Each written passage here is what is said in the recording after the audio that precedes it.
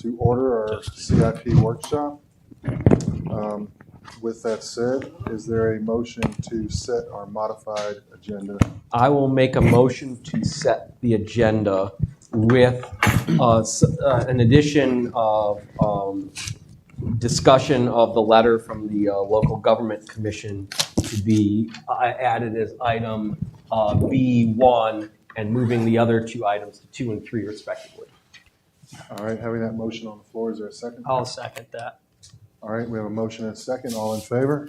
Aye. Any opposed? All right, the agenda is set. With that, I guess I would recognize our Jared Pyle to walk us through the letter that we received from the North Carolina Department of State Treasurer. Sure. So this is a follow-up letter from the LGC. We are on the LGC's naughty list for being behind on our audits. And so they reviewed our audit report that we submitted that we've been updating you for quite some time on. And they basically picked apart the compliance section of that audit report. So this is all in reference to the findings that we had in this fiscal year 2020 audit report. And I guess just to make it easier, we'll kind of just go through each paragraph one by one. So the first one, there was a material weakness where the city did not make required debt payments in accordance with the U.S. Bank Corp financing agreement. There was a payment due in June of 2020 that did not get paid until July of 2020. At that time, the finance director had accrued back that payment to make it a payable as of June, which is not allowable with debt service payments. So we got a finding based on the untimely debt payment. We have submitted a corrective action plan with the compliance package where we're utilizing a third-party based software called DebtBook. We've submitted all of our debt and lease agreements to them. They'll be helping us with our GASB 87 implementation, as well as tracking and scheduling debt payments. So that should not be an issue moving forward. What is the U.S. Bank Corp financing agreement for? We have several of them. Specifically, I can't recall which one that was, but most are due in June. I think most of them are semi-annual payments due in December and June. I can certainly follow up with you with more detail on that specific package. Why was it missed? That's a good question. That was before my time. When did you start again, Jared? What was your start November date? 1st of 2021. Adrian, do you know why it was missed? No, the first I've heard of it was during the audit period last summer, I guess.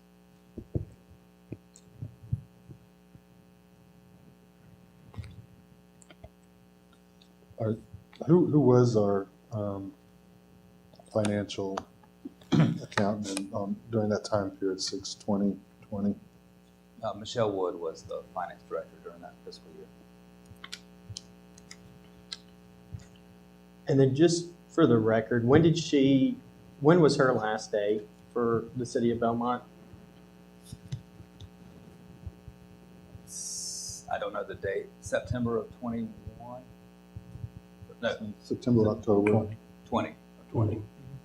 September 20. September Yes. 20. And then when did Langdon start? Was it shortly after that?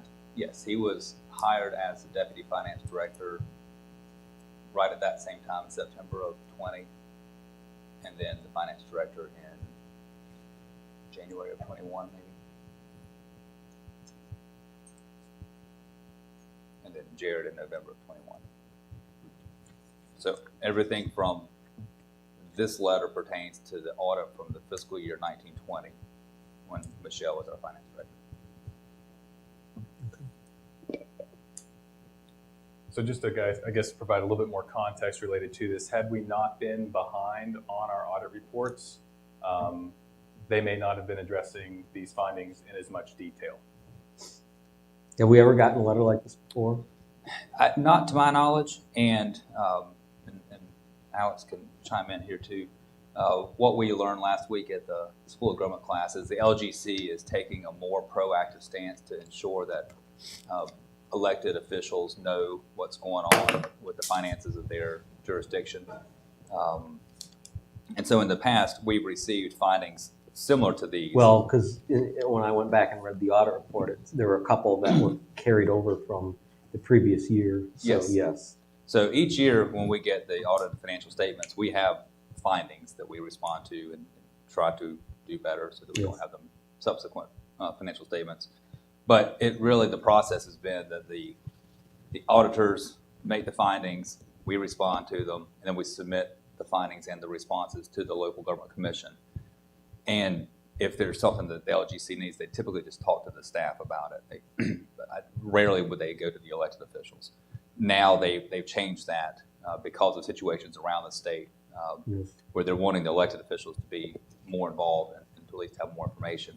Because, and Jared will go through these details, we have responded to the auditors and through this financial statement to the LGC on all of these, but I think what's a little bit different with this letter is it wants something in writing from the elected, signed by all the elected officials. So that's why we're having this discussion today, so that you're aware of these and we can talk about these findings in more detail. So this is sort of a new, more detailed process that the LGC is using. And then kind of going on that, they detailed to Adrian's point that we, as the council, are at the end of the day responsible for this. So the auditor, I don't know when that will start presenting to council specifically their findings before, I believe, the report is finalized and then resent out. So that we have, I guess, some ownership into the corrective actions that have to go forward. Well, I typically remember in years past, auditors, like somebody from Martin Starnes would come to council meetings to discuss, but obviously that probably, I'm assuming that was not done because of the delay in getting the finances statements. Right. But And I seem to recall before all Yes. the world went haywire that there would be council meetings where somebody from that firm would come and present. Yes, and they would not get into the detail of the findings. To Alex's point, they will start doing that. So they did not come for the 20 audit. I mean, they could, but we're going right into the 21 audit, which they will then come and present to you on when we finish the 21 audit. And we anticipate findings in that one as well. No doubt. So they will go through in detail on that one. Yes. And it's part of just making sure that the elected officials are more involved and more knowledgeable about the details of the finances of their communities. So is the timeliness of our debt payments here entirely dependent on this software that we're using? Because I know we've had some issues with software in the past. I mean, I would think if you're following a normal sort of, I wouldn't know exactly what you have to do, but accounting procedures, we close out the books every period, on top of whatever software it is you're using, that that would also catch situations like this. Right, so that's part of the corrective action plan. We're not fully implemented with that software yet. I've created a tracking spreadsheet for all of our debt packages so that I know when and to whom our debt payments are due. But until we will be fully implemented, probably starting in fiscal year 23. And then at that point, they'll have a dashboard by which I can basically access calendars, add things. If we've paid off a debt, I can remove it. But we're just not quite there with that implementation yet. It's been an ongoing process with both. There's a lease side and a debt side. So I started with the debt side, uploaded all the debt documents to them back in probably January. And I just submitted all the lease documentation just a few weeks ago. They'll review all that information, let me know if they need anything to implement the dashboard. And so hopefully we'll have that kicked off this summer. And the LGC sends us an email with upcoming debt payments. Correct, with LGC confirmed debt, yeah. Yes, for LGC confirmed debt, yeah. So if this particular debt, and I want to, and we'll verify, but I want to say this U.S. Bank Corps was for vehicles and equipment. And it was under the threshold that requires LGC approval, so it may not have been on an email that we would have gotten. But we typically get an email from the LGC stating that a debt service payment is coming up, it's coming due in a month or whatever, so we make sure that we're on that. U.S. Bank Corps was one of the lenders we used a lot for lease equipment and lease vehicles.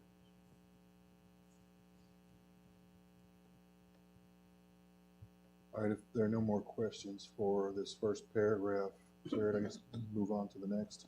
Okay. The second one noted a material weakness where the city improperly added capital project expenditures for an asset not owned by the city to construction in progress. This resulted in a prior period adjustment to correct the error. Basically, what happened was there was a miscommunication. This was related to the CDBG project with TechWorks. There was a miscommunication between the finance director and our auditors from the, I guess, the inception of that project.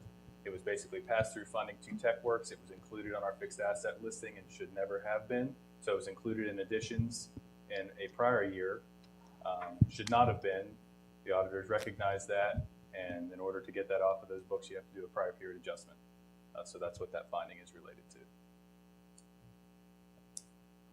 Any questions on that? So this is for something going on at TechWorks? Yeah, it was a CDBG grant funding. So it was classed in CIP as an asset that was going to be built over multiple years, but it's not a city asset.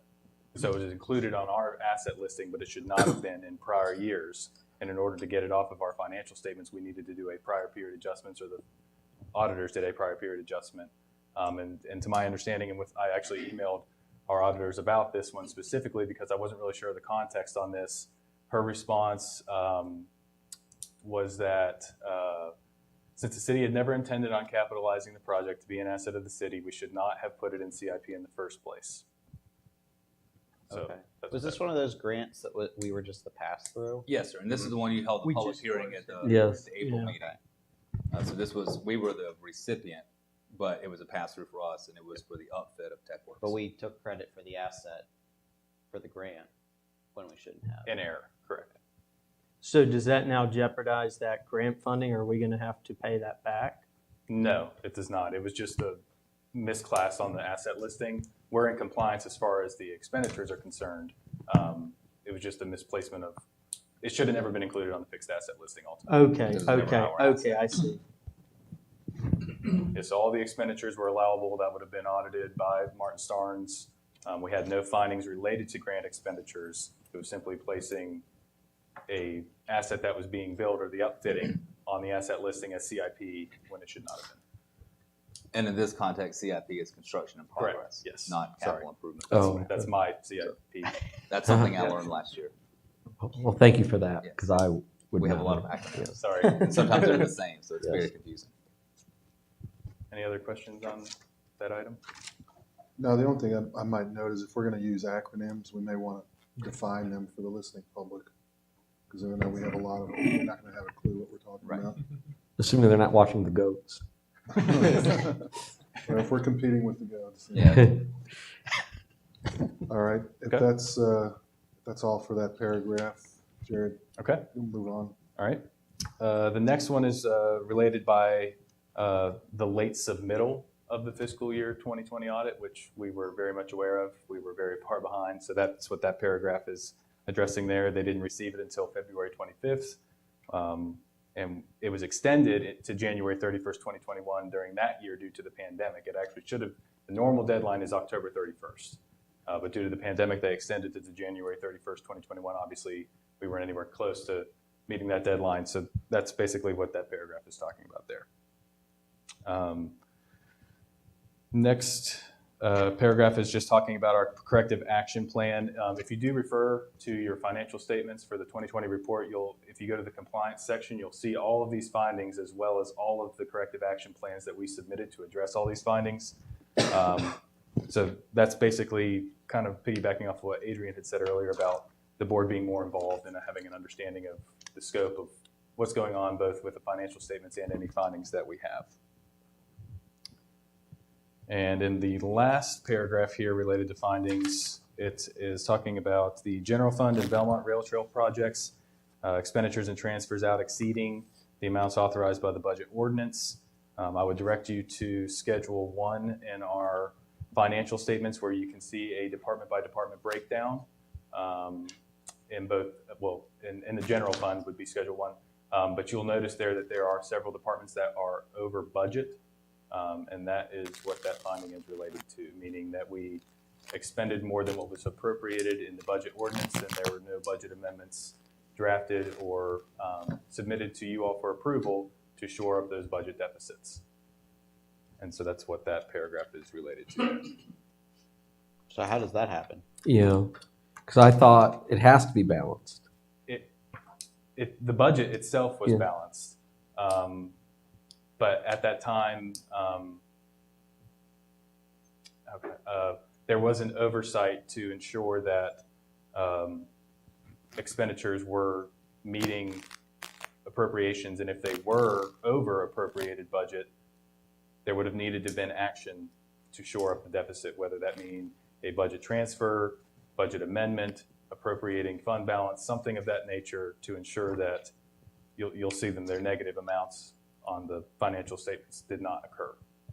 And that did not happen at that time for fiscal year 2020.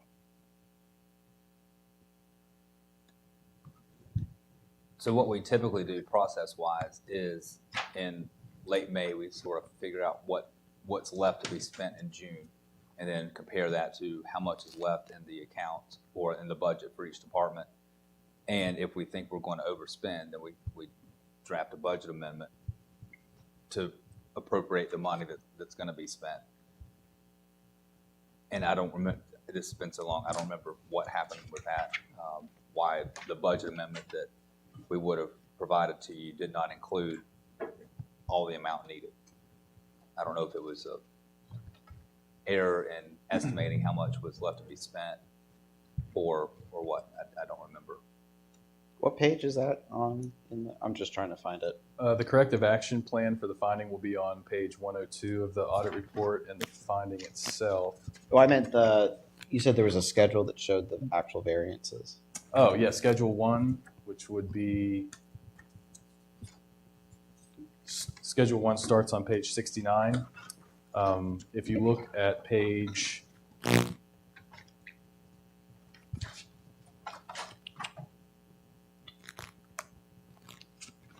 71, the very first department there in the general fund is administration and finance. And you'll notice there in 2020, we have a budget for administration and finance for $771,909. Actual expenditures incurred in fiscal year 2020 were $834,699, which is an overage of $62,790. So that, and there are multiple in here. You'll notice planning and zoning also has it. Public safety by just $550. But that's the reason why that finding has come about. And that was a repeat finding.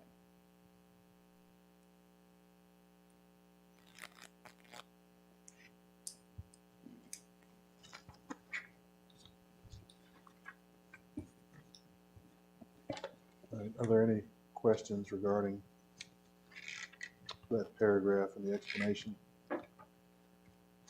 Well, is the issue that checking in on the budget in May, like that we're already over budget at that point? Like, do we need to check in earlier for potential budget amendments? Or I guess I'm just, because these are not, I mean, they're not huge, but they're not trivial either. Correct.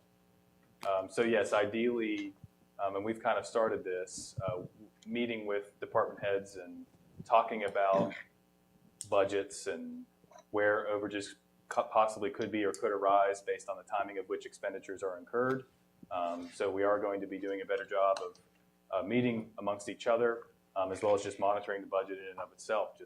I mean, this is part of the pre-audit, Budget and Fiscal Control Act. You don't expend unless you have the budget to do it, and if you don't, you need to do something, whether that, again, going back to the budget amendment process, budget transfer, or appropriating fund balance, doing something to be able to afford said expenditure. For the expenses, and correct me if I'm wrong, those should be pretty fluid to where we're able to see them as they happen, as they hit the various GL accounts. Correct. How often do we internally, I guess with the finance department, do we review it? Do we do that on like a quarterly or monthly basis? That's being reviewed on every check run. So Okay. Every time that our AP runs a check run, number one, there's controls within the system that says you're about to appropriate more than what's been budgeted into this account. That's just part of the software. Mhm. And then there's another higher level review where Kevin is actually going in and checking behind AP to ensure that there's budget for those set expenditures. So to Mark's point, though, historically, how did this, and I know you're new, but how did this get passed on through without any corrective action and being brought to the council for it to be corrected? I And I think know that's that's part a- of this new process that the LGC is doing. It's always been, well, when we have findings, they're always in the financial statement. Right. But I think these are difficult documents to read, and the LGC just sort of relies on the boards to get the financial statements and to read them and ask questions if they have them.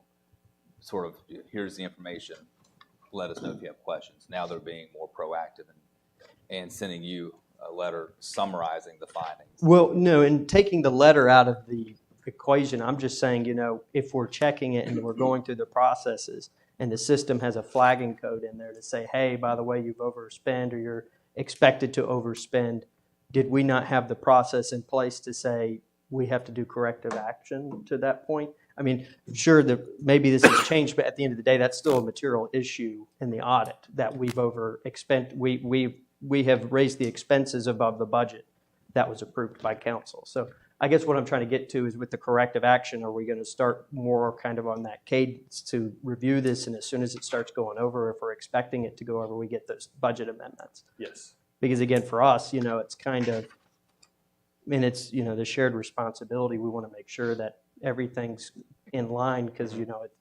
it's a little kind of embarrassing, I guess, if that happens as a city, because then are we competent, And obviously, I know you weren't here during this time, but it's just, this is, to me personally, this is a big deal, just to make sure that going forward, we're able to keep that under control. It is. Your responsibility would be more of a higher level. Obviously, you're not in the weeds, Right.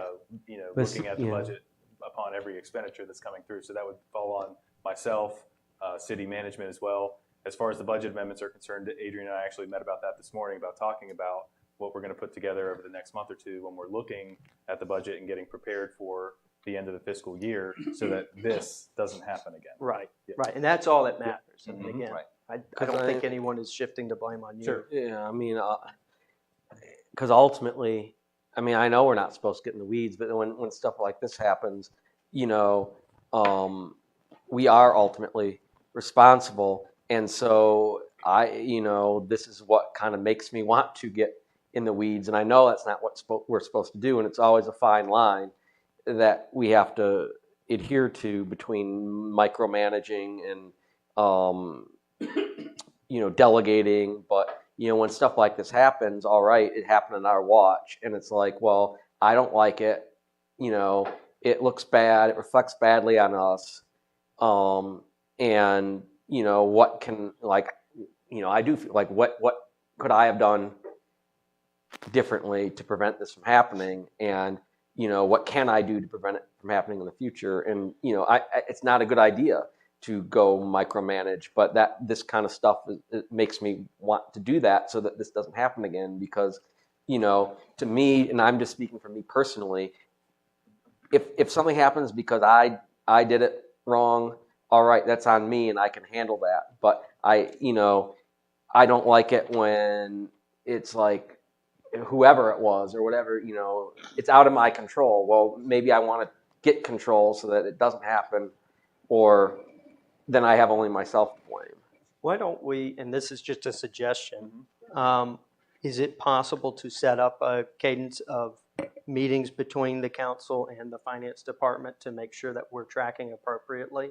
Instead of, once the audit's done, then we have the financial statement review, and then all the comments come out and the skeletons come out of the closet. But instead, having checked, because again, I want to support what the state is now saying, or the league is now coming out to say, that we as a council do have the sense of responsibility. It's not the same responsibility of going in and coding or doing the appropriate accruals or journal entries, but to us, it in its entirety is on our shoulders, and we have the right to represent the taxpayers accordingly to that. So, I just a suggestion. I don't know if it would be prudent or not. Certainly, we could do something, as I mentioned, if we're meeting with the departments on, let's say, a quarterly basis.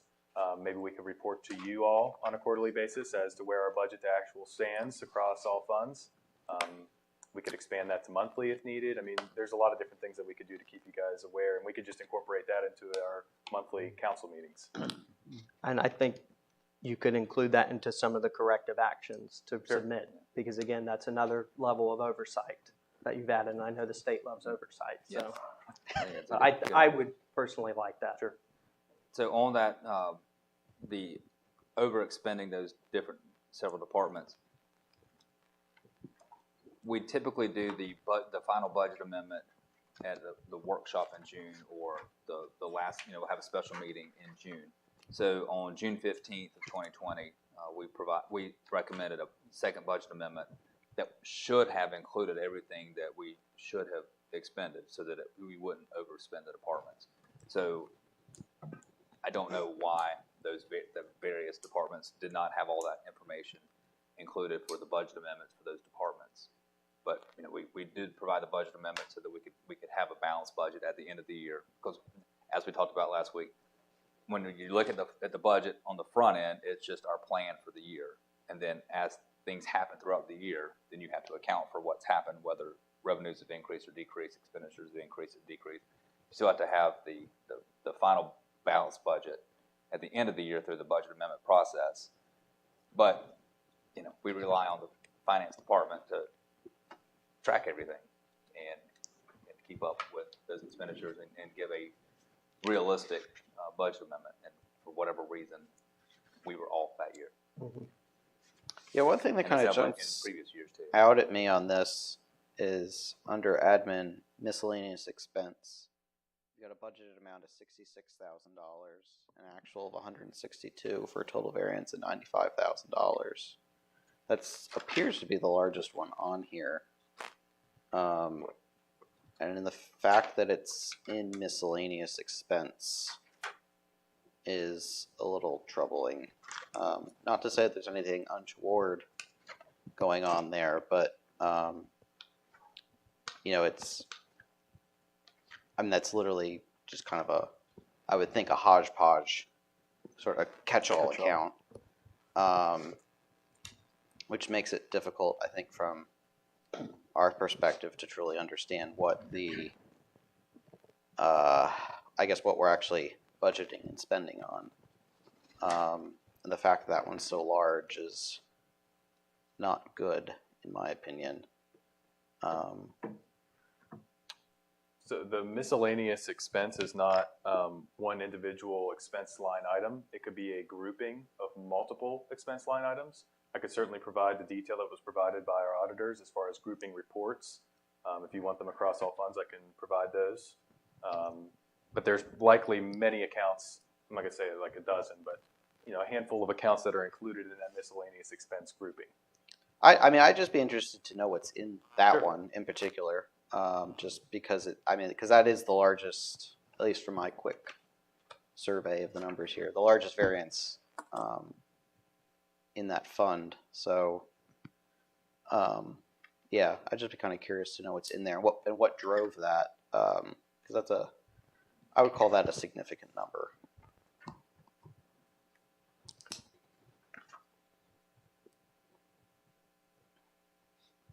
Is that something you guys would be? Yeah, I would be interested as well. Yeah, we can provide that to you. Yeah. All right, are there any more questions for Jared? I think that brings us to the final paragraph.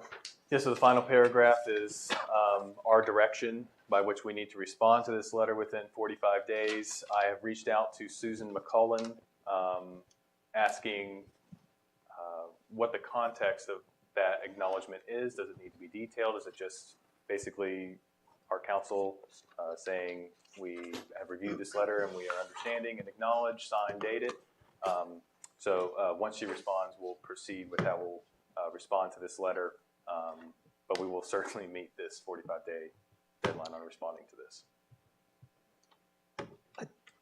Again, and with that, I just think it would be in due diligence for us to understand those variances too before we put our signatures on that as well. Yep.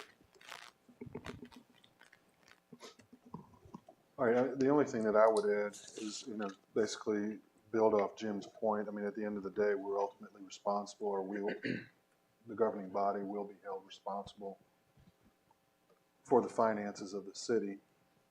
That's why I was surprised when I got this letter. I mean, I was disturbed by it, but I also realized, the situation within the finance department was fluid from about 6/20/20 to, whenever Langston left. I don't know what kind of condition you found the department in when you came there, but I feel like you've made the right steps to right the ship. With that being said, though, staff answers to council through the city manager. We answer to the public.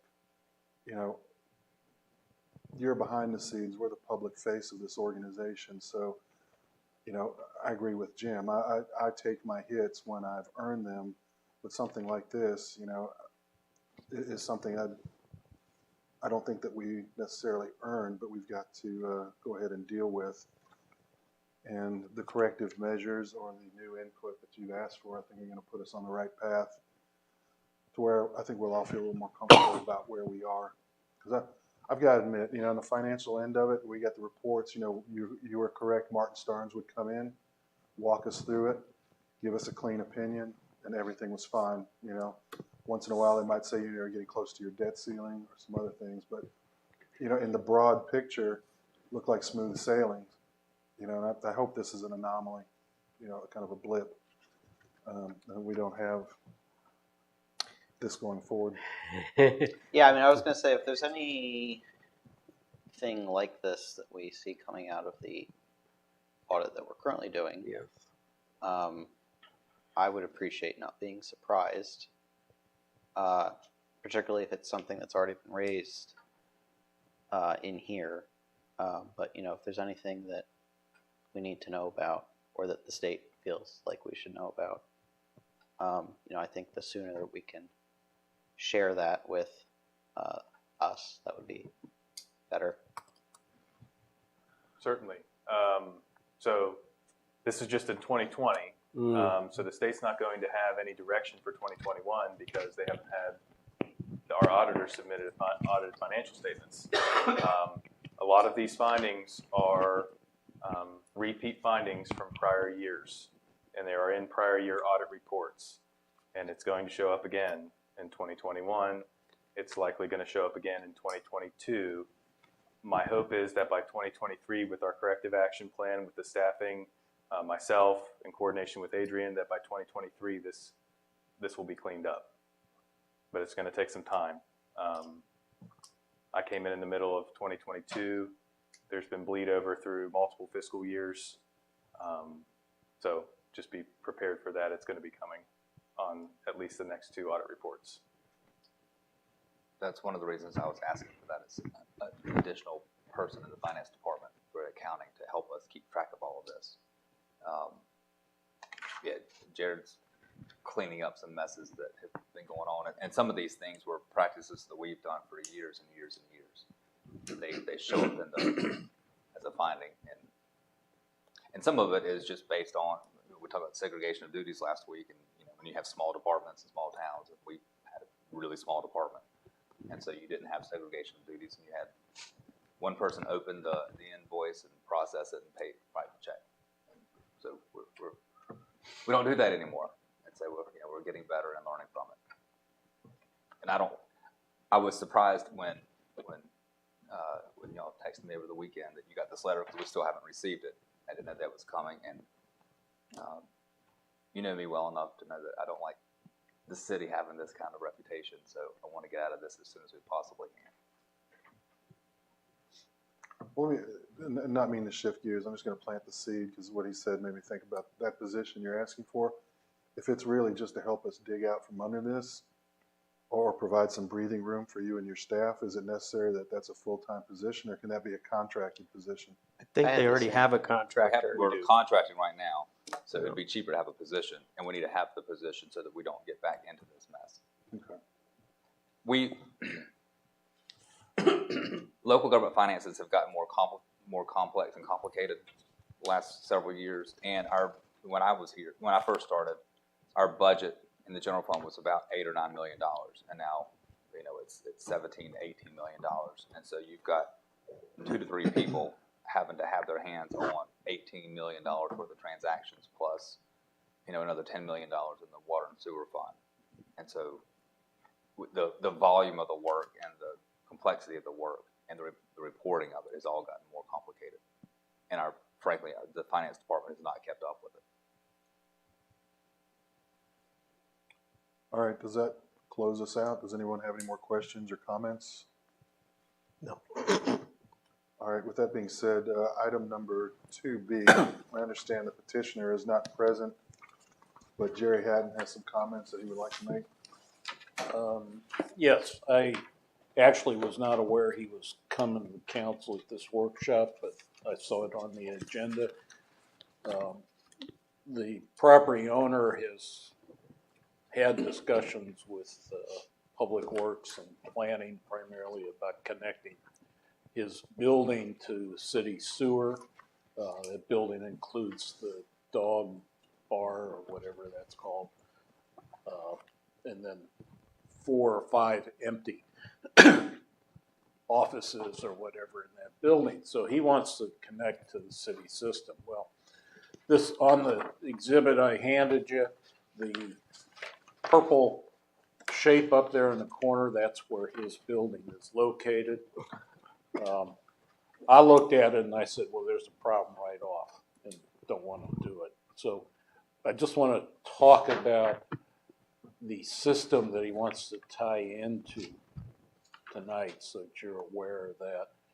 The system is in the Stowe Mill Village that was annexed in 1989 or 1990, I believe.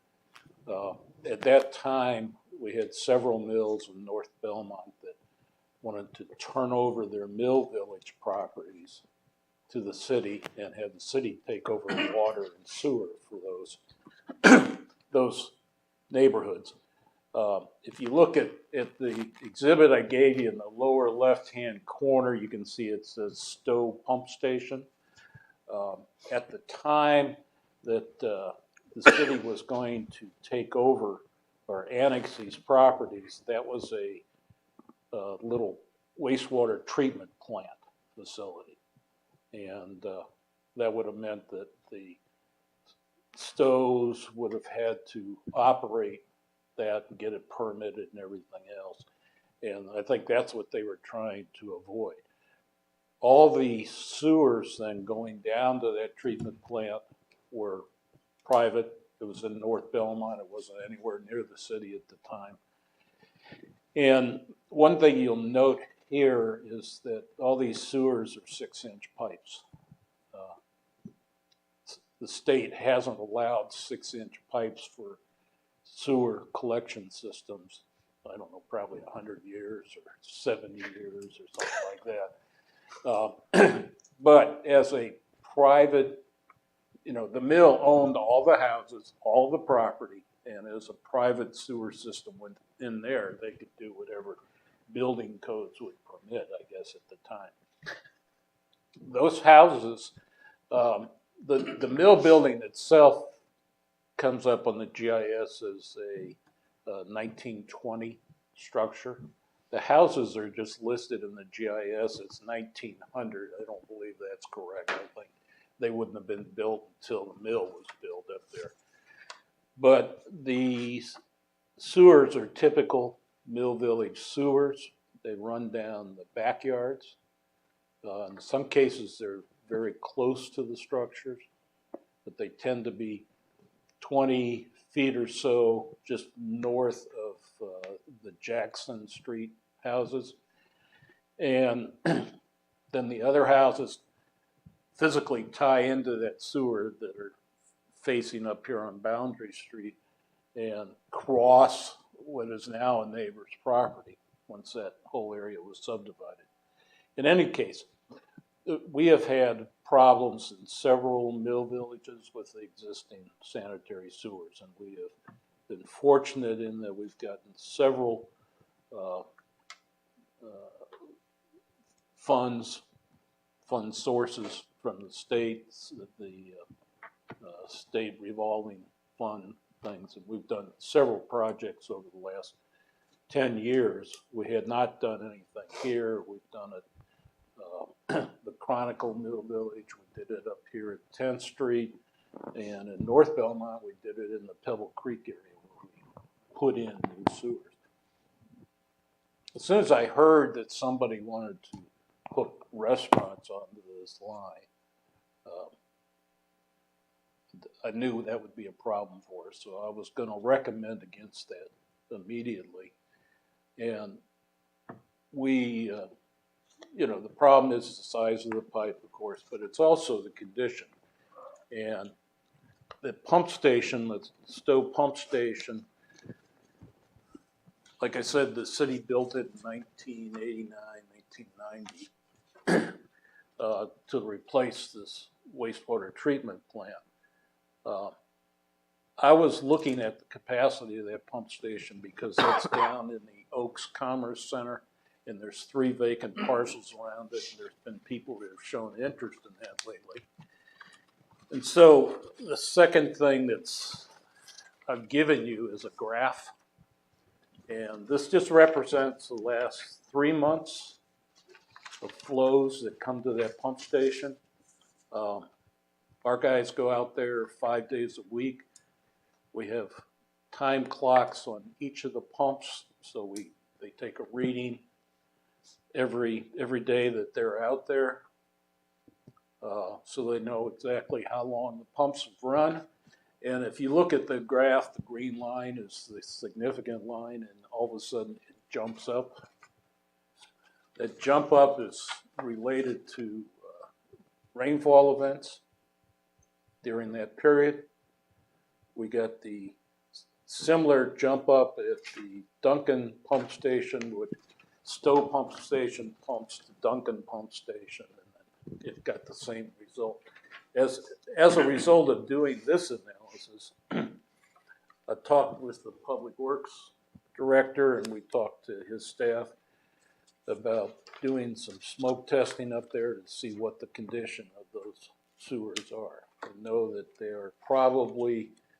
they may not be as old as a building, but they certainly didn't have septic fields for those mill houses, so probably are. And the sewer, so Public Works is gonna take their smoke machine out there and smoke the sewers. And when you do that, what it does is if there's any major cracks or broken parts in the pipe, the smoke comes out of the ground. And that's how, an easy way of seeing where the problem is. Because the peak during the rain event was so high and so quick, we suspect that it's not a groundwater issue getting in. There may be groundwater getting into those pipes, but there must be something else out there that's causing a problem. So we're going to investigate that over the next month or so and see if we can figure out what's wrong. It may be that I need to come back to council and say, okay, we need to do a replacement project here. Interestingly, that replacement project is in your CIP. It's called, let's see, Belmont Avenue.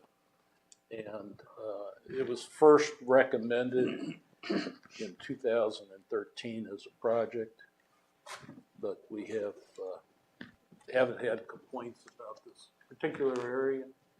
And so it hasn't caused a problem, but if we start adding more flow to that pump station, that will be a problem. So we're now investigating that. Based on what I know about the system, and believe it or not, I was working as a consultant for the city back in 1989, so I knew the area pretty well. But based on what I know about the system and some of the facts that I've shared with you here, it's my recommendation, whether this parcel's in the city or out of the city, we not offer sewer service to them at this time.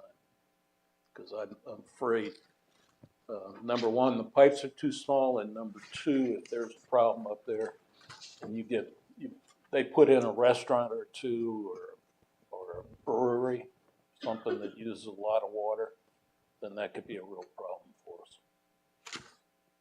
So, I would say your recommendation is to not do it at this time because the addition right. will overwhelm the system, causing residential problems. Yeah, we feel like there's some problems up there in the sewer system that we need to investigate and correct.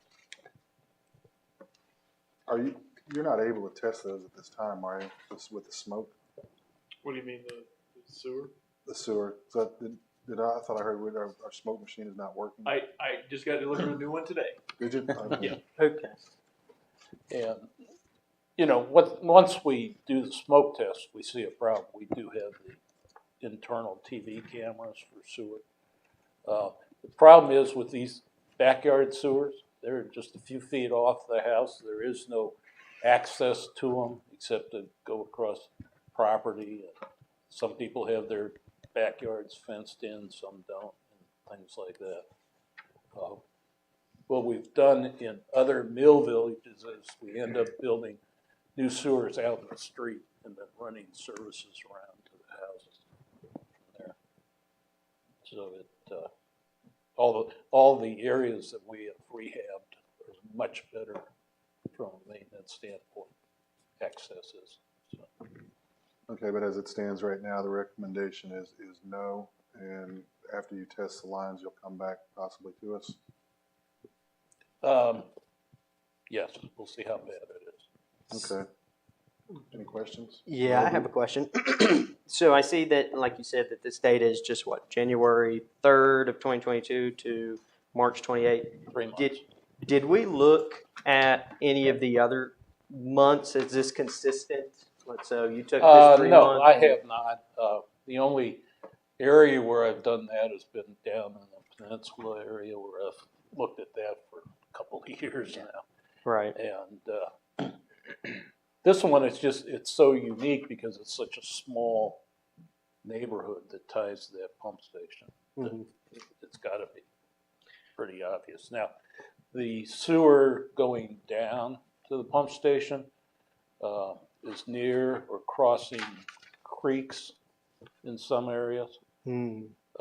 It may be, we've got a broken pipe under a creek or something that's dry until it rains. We don't know. Because I was just curious if this was every time we had a major rain. I mean, I don't know. No, I'm not an engineer that it don't know. happens like this. Don't know. It's interesting.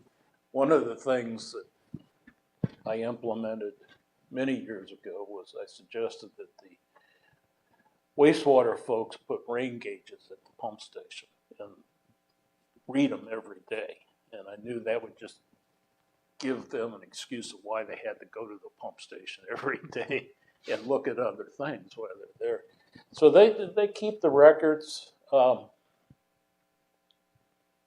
It doesn't necessarily have to be a big rainfall. In this case, I think it was an inch of rain that did it, which doesn't sound like a whole lot, but in the wrong place it could be.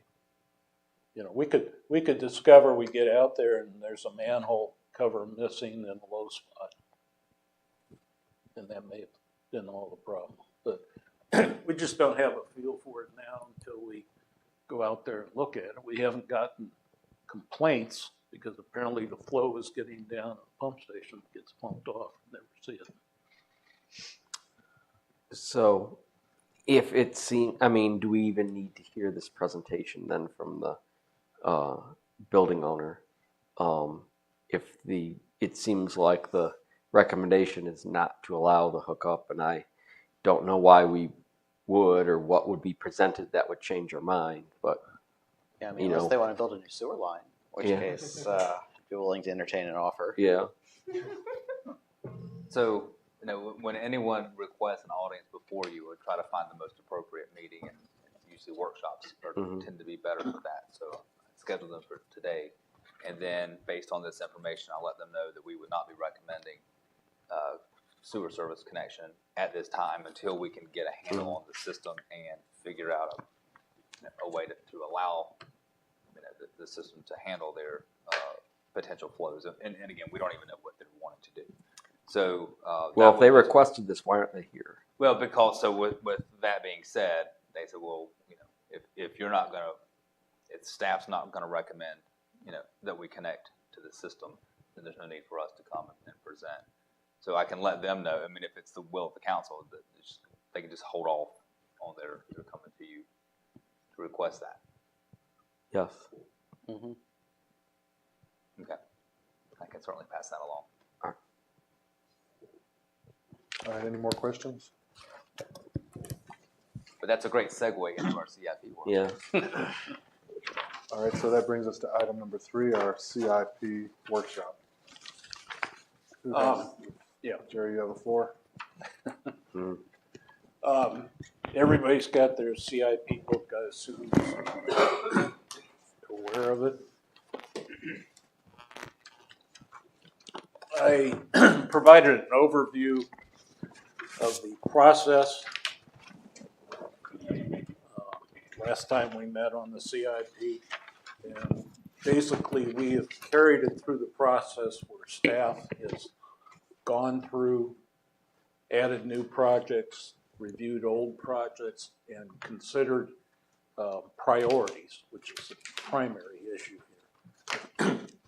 So traditionally, I've always allowed either city council or back when you guys had like sewer and water committees made up of council members, and streets committees and all that stuff, had the committees review the priorities and participate in the priority discussion. And so tonight we can participate in the priority discussion as you see fit.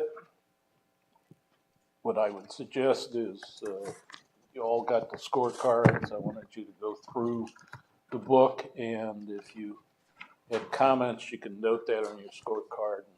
If when we get done, I'd like to either confirm the priorities are established for a particular project, or if we feel like it's something that should be delayed or sped up, then we do that as well. So it's going to be primarily a matter of you guys talking about if you have any questions, and we try to get those answers and go from there.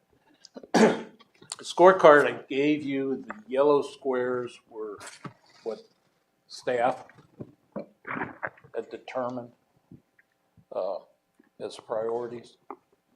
So we're essentially giving you what we think. And I say we, but generally each of the department heads that are here and represented tonight are the ones that establish priorities. I just keep score. So Thus the scorecard. That's the scorecard. Ding, ding, ding. Would it be more efficient and streamline things? I know we've got 5 years out and even after. I mean, my experience, at least from last year, and again, I don't know if even Mark and I have done a typical year because everything sort of went sideways as soon as we came on. I don't know how productive it would be to argue about whether something should be in like year 5 versus year 3, because it's probably not going to be done, and we'd have a chance to revisit it when it's higher up the list. I would suggest that we talk about what's in year 1 versus maybe year 2, and not get into like what's in year 5 or whatever, unless somebody thinks that something down there should be brought up to year 1 and be done now. I mean, if that's fair. I think that's reasonable. Part of the process is so that staff can tell you problems they see out there and things that need to be taken care of in 5 years to 10 years out if they can, but at least 5 years out thinking about it. So you'll see a lot of equipment in here, and some of that equipment will be year 5 or year 4. That's because they know the mileage they have on the piece of equipment that they're using now, and they anticipate that would be the time when it would be replaced. The police department is classic in replacing cars every year because their cars get high mileage and the motors are running all the time. So they have a program. So it's pretty much, well, just put in the same amount of money each year for those 5 years and get it taken care of. But I would agree with you. I think concentrate on year one more than anything else. And we'll get together and talk about it again next year. But I don't think you'll have a whole lot of comments about water and sewer projects. Probably not too much. Well, there'll be some about streets, but I think your primary interest is going to be the community enhancement section, the Parks and Rec section. Well, we still need to hear from the Parks and doesn't the Parks and Rec board usually provide their recommendations, and aren't they meeting this week to sort of, because we haven't seen their, like, how they want to reorder this, but we're meeting this coming Wednesday. okay. We had hoped they would have met before this workshop. Well, I don't, you know. If that approach year one, year two is agreeable to everybody, I don't disagree with it. I think those are actually actionable items where what you're saying, the other years get it on our radar. But yeah. Well, and in fact, Adrian will come back to you and say, okay, year one, he said, okay, it's in the budget. Included in the budget. All right. I mean, do we just go through, or should we let's get let's just start with the fire department. We have department heads here so that they can answer questions. But I mean, my only question, if we're focusing on year one with the public safety facility in North Belmont, now we've committed $1 million from the state towards that amount. Is that correct? Yes. Okay. But that's not necessarily what's reflected in the item that's in our booklet is this is going to be the total cost. But of that total cost, $1 million from the state, as we decided at our retreat, is going to go towards that. Okay. That was all. Yeah, I mean, I don't know if it really matters if it's priority 1 or priority 2 in year one, but I mean, I would think that theoretically that land acquisition is probably priority 1, and then the breathing apparatus would be number 2. But I mean, they're both important. To your point on that, the breathing apparatus was supposed to be purchased this year, but because we were self-funding that project out there, they didn't get funded. That's why it just carried. It's not that north facility is a priority 1 to me, but I thought when we were into that budget year so deep already, when we met, we just said that's not going to get funded this year because of something else. Let's make it. So we just moved it over. So So there'll be a cascading effect that when we get the audits in order and we stop self-funding the recreation department and we can get the loan and replenish what was taken out, and then we can pay yes. Okay. All right. Is there any chance that happens before the end of the current fiscal year? As far as Finishing the 21 on it. yes, And getting the fire department their breathing apparatus? yes. and then there's absolutely no way it could happen this year in this business. We couldn't get it done by right. Okay. Okay.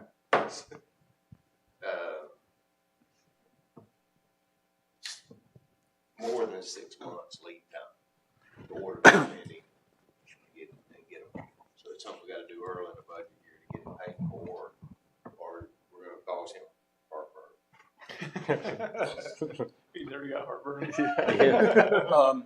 the other thing I want to point out, some capital expenses take longer to get to the point where you're spending money because you've got to do maybe engineering on that. When it comes time to actually build on that North Belmont site for the fire department, that's gotta be designed and the whole thing. And you'll be well aware of all that when it starts. Because city manager will come to you and say, okay, we have a contract with such and such firm to do it. Well, let's start with the fire department then. Anybody got any objections to item 1 and 2? And I don't think that priority makes a lot of difference because it's 2 different processes. And then I would suggest that you leave item 4 there. As soon as we purchase that property, we're going to be very much interested in getting that moving ahead. Whose property is it? It's the, Are you talking about the one adjacent to the main station? yeah. No, it's the property adjacent to our water tank. Okay. That's the wood lawn. Station. Yeah. Mm-hmm. That's that wood lawn. Well, I was talking about, all right, maybe we're talking about different. And that piece of property that we've had discussions with them all along, that's, we're very much interested in that. Okay. If you look at their plan with the big buildings on it and everything, it's still empty. Okay. So. Once we figure out that site is suitable for the needs of the fire department as far as circulation and access and frontage and all that, then I'll bring it to you and say we're a go. Let's negotiate with the property owner to purchase the property. Okay. And that process of negotiation it can either be quick and smooth and easy, and we can do it this year, or it could be thrown out. I don't know. They've been open to the discussions, but we'll see how that goes.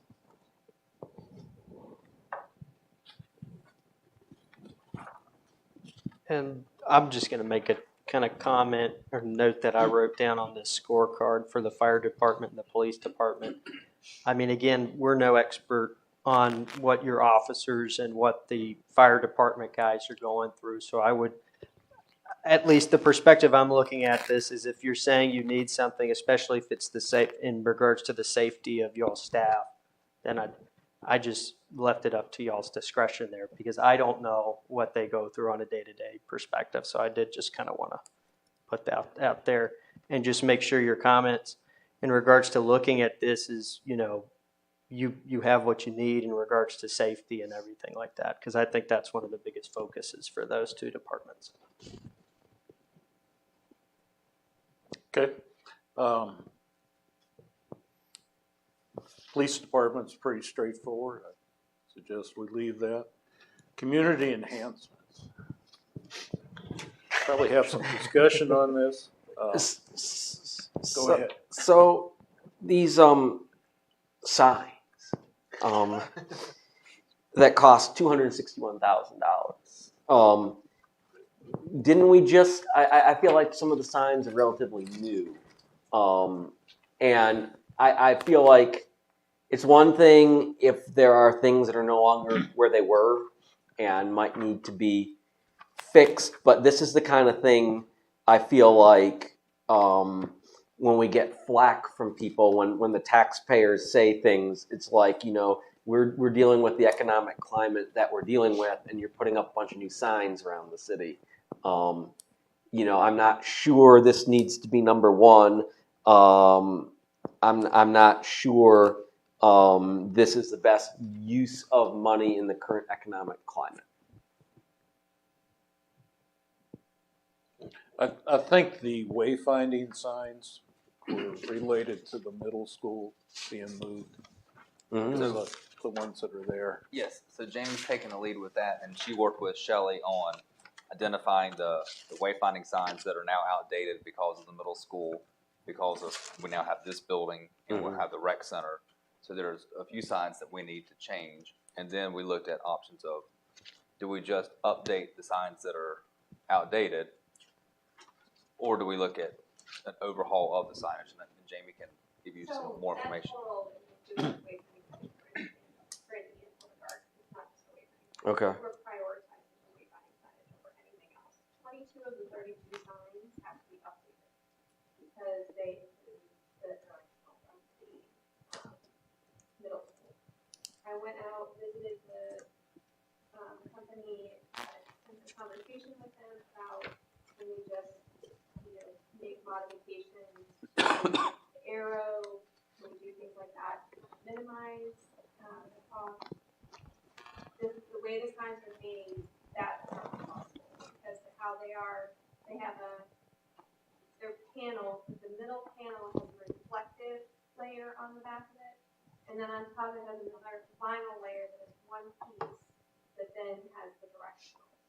So there's multiple options. We have multiple different pricing. Just to do the 22 signs, it's around $50,000. And that's just to replace the middle panel with the directional. So that's 22 signs. Did you say 52,000? 50,000. 50,000. It's roughly around 50,000. We got a price for updating all of the signs. We currently have 32. If we're going through a major, because what's going to have to happen is they're literally going to have to come out, take all of the signs off in phases. So we're not going to do them all at once.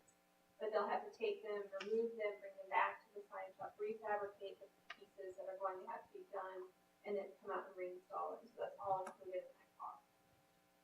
So we talked about getting the price to update the branding on them, which would be very minimal. That's around $75,000 for all 32 signs. And then on top of that, we haven't identified where they go, but for this particular campus, we don't have signage for this particular campus. And so, and that actually might include more than the 22 signs. We haven't looked at which signs we would have to adjust for this campus, the rec center. That has not been evaluated yet. So it might end up being that we have to replace or update more of the 22 signs than just the middle school signs. So we're thinking we're going to probably have to touch almost all 32 signs at some point in time over the next 2 years. We have a new sign, one of the large ones, like you see out on Livingston Boulevard. They're pricing around $5,200 a piece. The medium ones are $400 a piece. So we have pricing that would include ordering new signs for this campus if we needed to. We had to add additional signs. So what is the rebranding you're saying to the sign? Is it going to be the same, that red and the spool there, or are we changing everything? So we have a couple different options to change it into the new color scheme of the new branding, and then we would change the spool on there. So if you look at the back of the sign, it already includes the old marketing logo and a ghosting on the back, which is very common when you rebrand, you somewhat change, when you incorporate the old into the new. Framerton has their traditional city seal on the back, actually, of their signs, and then they have their goat and the boat on the front of their sign.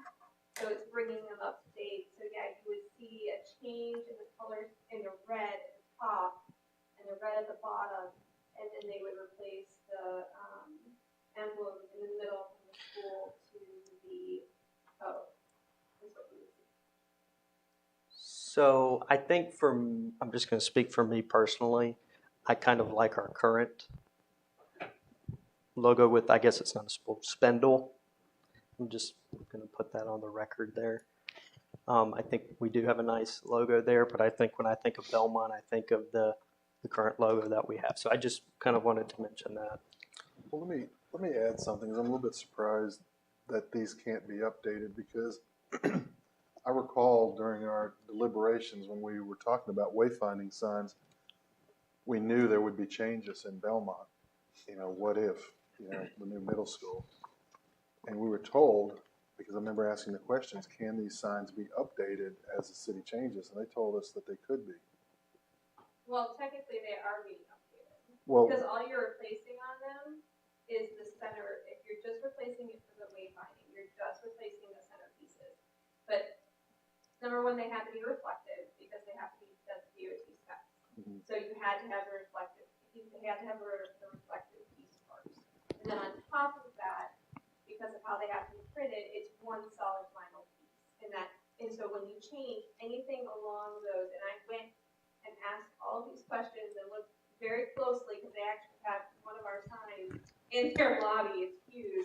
And he showed me exactly what he meant.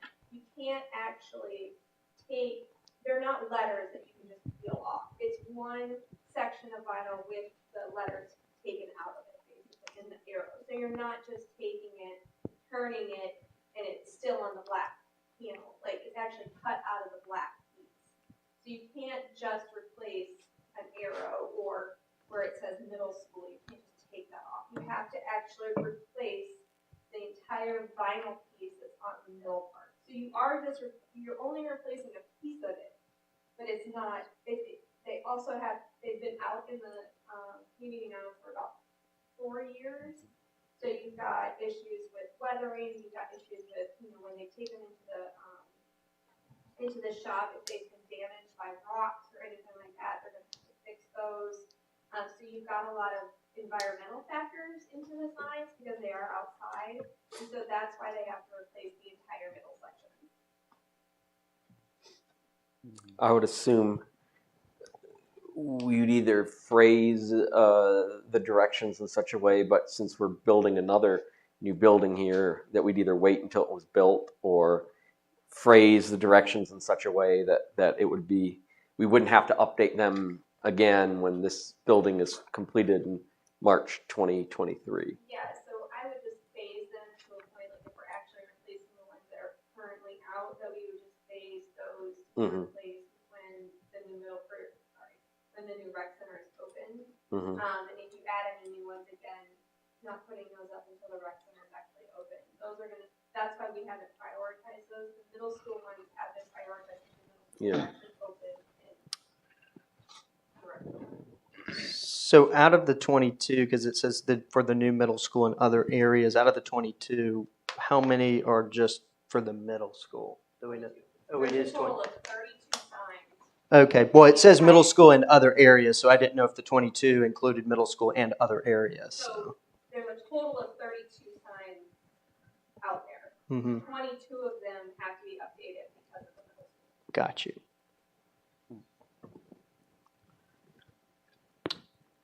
And with this, so one of the criticisms that I've heard about us spending money on wayfinding signs is that people in Belmont know where all this stuff is. So why are we doing it? And obviously it's to direct traffic because... I mean, there's something to be said for having the wrong directions to the school on them. Because then we'll know who really lives here. Yeah, that's true. So, because I mean, like once with a school that is, because I mean, like once you go there, like the first day of school, don't you know? Right, and so... Or you hope you could forget. But Get out of school free pass. Yes, as you're all well aware, there are a lot of people who don't live in Belmont that drive through Belmont. Yes. Our traffic problems are problems through Belmont, not from Belmont. So we have a lot of visitors, particularly to the downtown, particularly and to the schools, because you got people from all over the county coming, and they don't know where Belmont Middle School is, or South Point.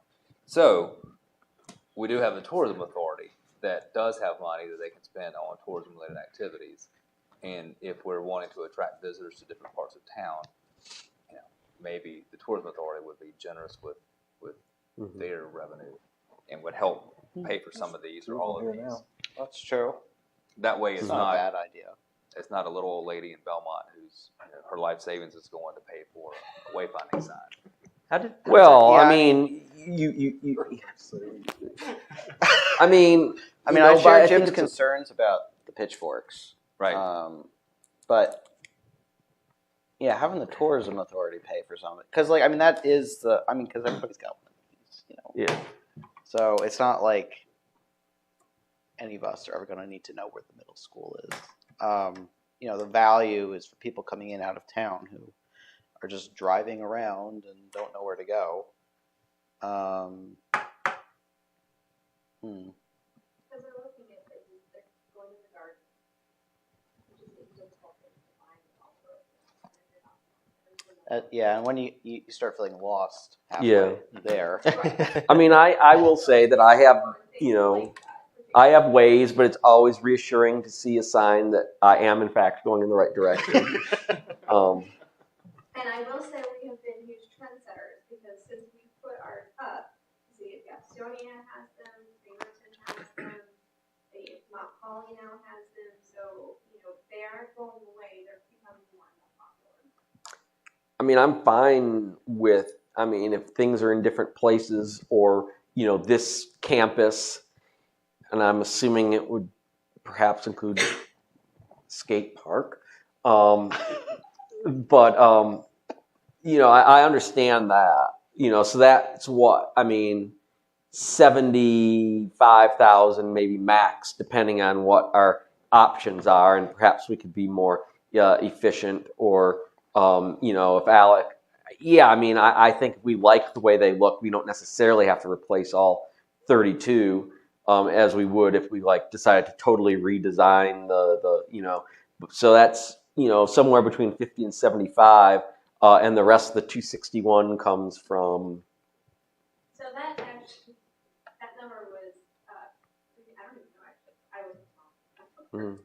So that number was previous. I've been working on getting the wayfinding signage. I do know that there is, you know, a lot of stuff out there about public art. We just had a conversation about signage right in front of the rec center and trying to incorporate public art into that, into the sign.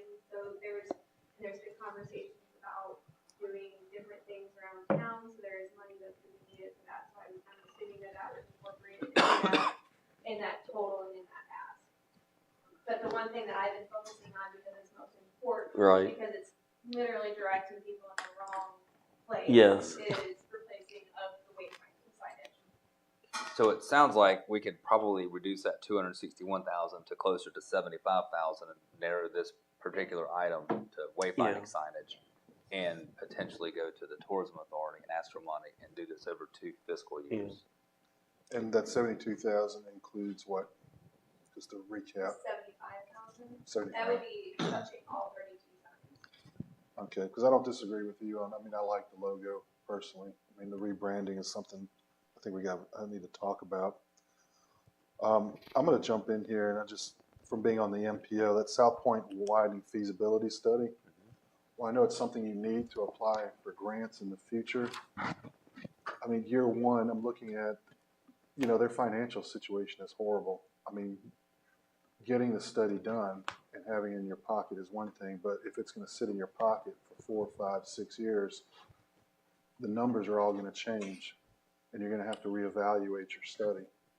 And then you're going to have to get into the spot process, and who knows when that's going to happen. So, I mean, I looked at that and I said, that's, you know, that's year one and to get it done, but they are having so many problems with their internal finances. I mean, as we all know, they're pushing things back, the time horizon, and eliminating projects. You know, when we first thought about it, it was very timely. I'm not sure it still is. Yeah, I had a similar concern with that because, you know, if I had any confidence that that was going to happen in my lifetime, you know, I think doing this would make sense. But, you know, DOT can't, I mean, there's such a mess right now. And that's still the rhetoric at the MPO meetings. I mean, you're well familiar with that. And even now, it's even more dire with some of these projects that they over budgeted for or over committed to. So I agree with your point. If we do it, then it becomes irrelevant, and then it has to be done again, and that's what, $100,000. Yeah, we're just throwing money in. I agree with all, you know, it's like, all right, can I please have a check for $100,000? The study's complete. Here you go. All right, we studied it and it's not feasible. You know, I mean, because that's basically what they're going to tell us. Or in 20 years. Or in 20 years. Because I mean, it's really important in theory, but the more I've, you know, it's just going to tell us things that we either can't do or that we already know. So yeah, I'm not sure that's the best use of $100,000. Do you want to push that out to a year 5 or after, or do you want to just eliminate that for now? Martha had a comment. She thought it was DOT responsibility. Yeah, absolutely. I'm gonna throw a curve out here because my thinking's a little bit different, I guess, on some of this community enhancement. you know, and I'm looking at it from my personal perspective, from my home. If I need something at my house, I go ahead and do it. You know, if I want a widescreen TV, but I need a new roof, I got to put the new roof on. We've got two things here that are in year 2, city-owned assets, City Hall and the Ford Center, which both need renovations. I mean, they need updating, and that's real property. And one of them sits in the heart of downtown Belmont. You know, I mean, I'll be honest with you. I had flipped the 1s and the 2s, and I had put the renovations up at the top and pushed everything else back down because, you know, the Norfolk Southern parking lot, we might want it paved, but it is serviceable. The feasibility study, I didn't put a lot of merit into that. The wayfinding signs was something that said, well, you know, I don't know if we push that off a year or not. My biggest concern was the pedestrian crossing at Park Street. But the more I thought about that's in the spot process right now for widening, isn't it? Well, but what we're doing is separate from that. Correct. And we actually put it number 1 last year, but It's the crosswalk. yeah. That's all, it's just a crosswalk and the pad head buttons, and we're actually under design for that right now. So I think that's going to be taken care of. Yes. And that's important in that. But yeah, I mean, I understand what you're saying. I mean, we've trimmed what? A couple $100,000 off by reducing the first one and saying we don't need the study. And I don't know, you know, I'm ambivalent about the parking lot improvements because we're like leasing it. We don't own it. Yeah, I don't want to pour a whole lot of money into something we don't own. And I mean, the parking lot as it is serviceable. You know, it's in fairly decent. I mean, it's not like it's full of potholes or anything either. Well, and I'll tell you, I mean, I know we moved in here because of COVID, and it was the correct response to COVID. COVID's kind of in the rearview mirror now, so I mean, I don't know why we're not back in City Hall. I know it's smaller, but that is the seat of government for us. You know, that is the people's house. It does need to be, and we talked about it at one point, blowing out that back wall through the hallway into where the counting was done, and just increasing the chamber size. I don't know if we would go laterally, but you know, it would give us, for all intents and purposes, the amount of people who come when it's a non-emotional issue, plenty of space. But I mean, that is something that is a personal opinion. I feel like that is City Hall. We need to get back in it. This serviced us while we needed it, but I don't know that it was ever intended to be permanent. But again, you know, I always go back to I take care of my real property. I do what I have to do to keep it at market value. And both those buildings need some help, whether we do it year 1 or year 2. I mean, by me personally, I just recategorized them to year 1.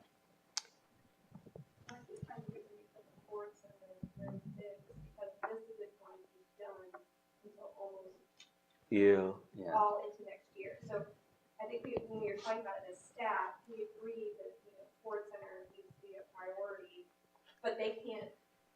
You're still using it until that's this right. is up and running. So that's one of the reasons why it's Ford Center. Were there not also some grants or? Yes. Yes. Yes. So Phil has been looking into some Main Street grants, in particular for some ARPA funding. Yeah, and yes, and we need to figure out what we want to do with the Ford Center as far as the program for it.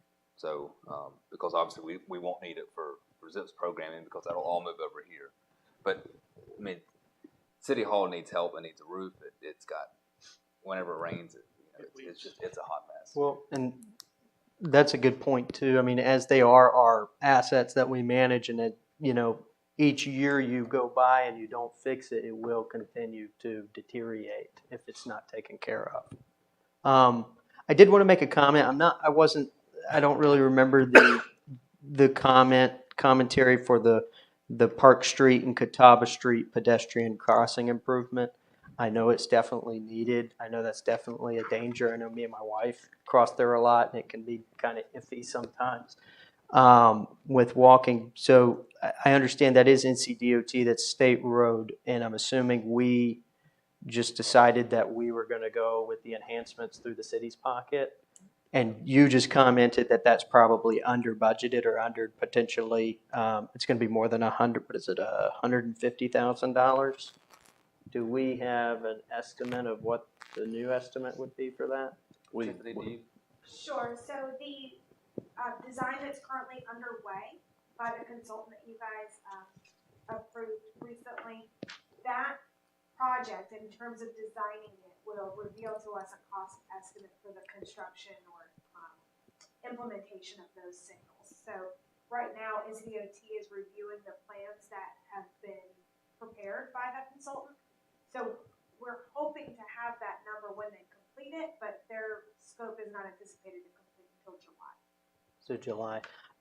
And then again, to my understanding, was it, and that's just talking to some of the council members, was it kind of a challenge to get NCDOT to agree for us to proceed with the enhancements there?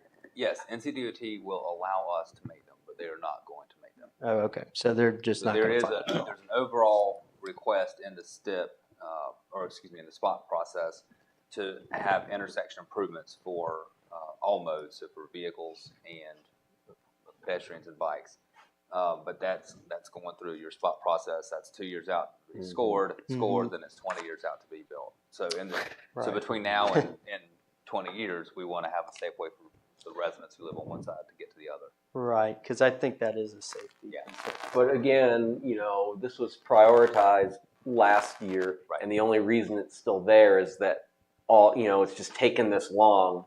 But we set the wheels in motion on this last year by making it number one. Yeah. This was a priority of the council. Yeah. Last year, the year before. Yeah. To get it done. Yeah, I think it makes sense to leave that because I want to make one comment about cost. These are all very preliminary figures in here, and since we don't actually start a project, if it's going to, well, some we do, but something like this, we would come to city council and say we need money to construct this now, and then you would have the actual bid and do that. And I do remember when I was reading through this, light reading at night, there are a lot of these estimates that are very, very old too, right? I mean, I saw some 2017 and stuff like that. So obviously the cost in today's world, as we're talking in budgetary terms, is much higher than what it was. Yes. Adrian, we used ARPA money for the upgrades, or we will be using it at Stowe Park for the bathrooms. Is that right? Yes. All right, so does that indicate that ARPA money, you can use it to upgrade existing city buildings or facilities? Yes. Okay. That's something I just wanted to throw out there. We do have that ARPA money. I mean, it depends on how much you want things to impact the budget and where the City Hall renovations and Ford Center renovations might land, but that is, I just wanted to make sure that introduce that as an option. But we can also use that for like sewer and stormwater. Yes. Yes. Yeah. No, and I think there are some things on those lists that have been lingering for a while that that aren't super duper expensive, that it might be a good time to knock out, because I think that those are, well, we'll get there when we get there, but I might not be here when we get there. So I just think that those are, there are some things because I think that that's something that whether we use ARPA money for, I'd like to get some of those things done because that's what a lot of our residents see. Well, this street was always flooding and now they finally fixed it and it's not. And so I don't know, that's sort of where I'd like to spend some of that ARPA money or focus some of our priorities as opposed to some things that are nice to have in this current climate. I think you guys need to be prepared too when you start doing things to City Hall. It's probably going to cost a lot more than you think it is. Oh, it's going to be like those house hunter shows where they're like, oh, look, it's not hooked up to. Well, they cut to a these commercial break. These were not firm budgets. Yeah. Not at all. Somebody grabbed it. There's a lot of leaking in the basement. The roof leaks. Yeah. So there's going to be some There's no insulation. Surprises when you open up asbestos. Yeah. Surprise. So, I mean, would it not be then prudent, let's just say, because I do think that that's a project, and I do agree with Jim as well, but I would like to see City Hall and Ford Center renovated. is that something that we could start the process? Because I think with a project that large, we do need to understand what the cost would be. So yes, so what I would suggest is if you want to make City Hall renovations a year one project, realistically in the next 15 months, we can hire an architect to work with you and get some public input as to what City Hall needs to be. You know, you've suggested one plan that may be exactly what we end up doing. There may be some other ideas for City Hall, so that we gather what the vision and the new purpose of City Hall is. Is it just a meeting place? Is it offices? Is it a combination? Is it whatever? So hire an architect to come in. We need to do an assessment of the facility itself, you know, all the systems in it, and then come up with a design for it. And then if you're good with that, then we would take it out to bid. Then we would know how much it's going to cost to upgrade all the systems, but also to renovate the inside. My understanding is there's very few load-bearing walls inside because, you know, it was a post office and it was reconfigured for City Hall. So we have a lot of flexibility. Knock it. So it can, within the confines of the building, it can be pretty much whatever you want it to be on the inside. So we could do that and then probably do the construction late next year or in year two. The Ford Center, I would do the same process, but just a year later. Yeah, I mean, I think it makes sense to prioritize City Hall, because I think it is important that we have a permanent meeting place, and you know, and there's definitely some work that needs to be done on scope and that kind of thing with it. So yeah, I mean, I would definitely agree with pushing that up. Are we in agreement to make it year one? Yeah. Yeah. To get the process started? Okay. Yeah. Wayfinding sign, still year one? To some degree. To the extent we have discussed, in terms of limiting it, as we've discussed to just the wayfaring signs, you know, generally the 50 to 75,000 options that Jamie was talking about. I mean, I understand that it could end up being more, but you know, I think our idea was to limit it to that. And to ask the tourism authority for help. What was that? And to ask the tourism authority. Oh yes, that's right. And ask the. And we don't have any issues with, because I know that they're separate entities, so we can request. Request. Okay. As long as just be really nice to Mark and Richard. Okay, so wayfinding signs will be year one. So is that just to update the directional signage and not the branding? Not the branding. Okay. And public art. Yeah. Okay. And if there's a public art project that you want to take on, we can do that throughout the year, but wayfinding would be its own separate project. Park Street, Catawba Street, pedestrian crossing, that's underway, so I'd leave that in year one. South Point Road widening, you want to push that back 3 years? 3 years? Well, that or I think Martha's suggestion is that that's a DOT expenditure. Yeah. And I agree Just with delete it. I agree with her strike it. sentiment there. Yeah, Okay. that's fine. Just saved us $100,000. Score. Well, I mean, the one thing that is Literally. true about that is they will not fund it. They will not fund it. NCDOT will not? Even if it gets to the point where I believe it already is, where it's too bad and they got to come in there and rate it? I don't know, all indications, I mean, I've been out of it for a few months, but I mean, all indications were that they didn't have any interest in widening that road. The cost was Well, too the big. conversation hasn't changed Norfolk Southern parking lot. Not a year one, I don't think. No. And I think the issue, I mean, we lease it, right? And have we ever, and I know railroads can be a little, you know, have we ever offered to purchase it from them and they shot it down? Yeah, you can't. buy it They from absolutely railroad. need that by function. I know they're their own almost entity that they almost have their It took us governing about 10 authority. years to get the lease agreement worked out on Okay. just to lease it for parking. So is that maybe a year 3? We leased the Glenway parking lot, don't we? We paved it. But that's That's a a- DOT rail. So What's the difference? they're two different entities. DOT's a lot easier to work Time frame with. of the lease? There were a lot of issues around that project. Okay, so Norfolk Southern, throw that year 3. Just at least. Yeah. And then revisit it. Yeah. Mhm. Placekeeper. Yeah. Okay. Because really building the budget for this year, next year, if we can get these year 1 and 2 priorities locked in, that way that helps us with capital planning. And then Ford Center, move that to year 3? No, I think Leave it at Just two. keep it in 2. Okay. Yeah. because of the logistical issues. Okay. Let me ask you about that logistical. What all is going on in the Ford Center right now? Well, right now, we use just about every day. Monday through Thursday, we got classes. That includes senior events like dance classes and gymnastics. And on the weekend, we're renting out Saturdays and Sundays. The only day it's not used is on Friday nights. Occasionally, we'll have a river. Would there be any chance that those activities could be held here in the community room? They could be, but right now, everybody uses this room right now.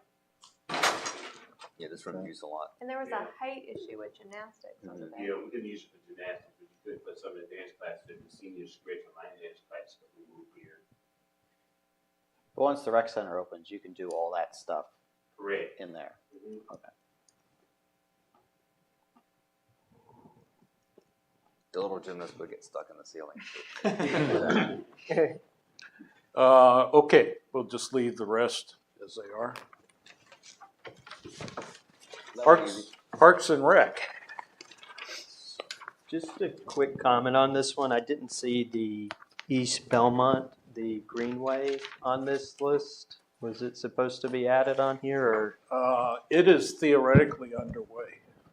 Okay, okay. Because it's being designed and Got you, else. got So- you. That answers my question. And I think, didn't we come back to council? Yes, so for the council has approved funding to get us to bids. bids? Okay. Then we'll Got take you. it back to the council whether or not to accept the bids. It's underway, that's why it's. Got you, perfect. I wanted to ask Jared a quick question. Sure. We're close to our debt ceiling. Our ceiling's 12%, we're at like 11.8 or something like that, I think I saw. A lot of these projects I see here have loans attached to them, 5, 10, 20 years. Is that even feasible? Have we got enough debt rolling off where?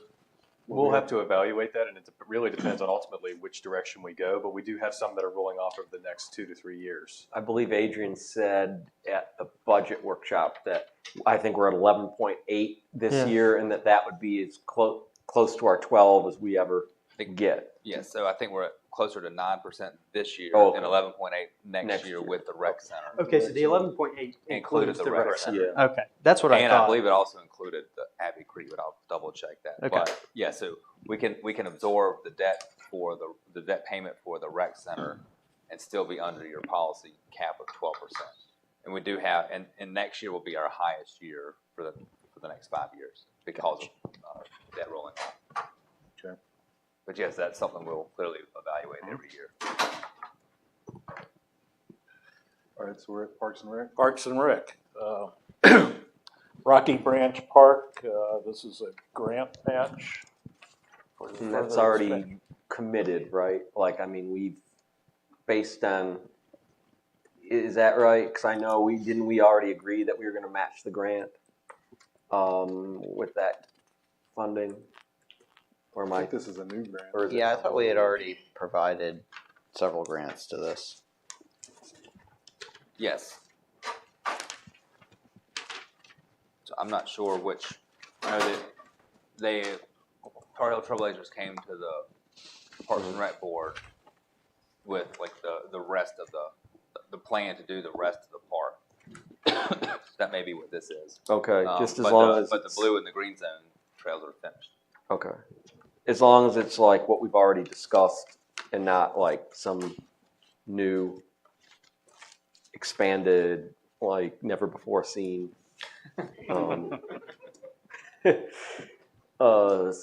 additional scope. But my understanding was this was like a part of what we'd already talked about. Yeah, and the justification in here, that's what I thought too. It says in comments that City Council approved to match 110 from the Trailblazers Bike Club for a total of 220,000. So is this already committed, I guess?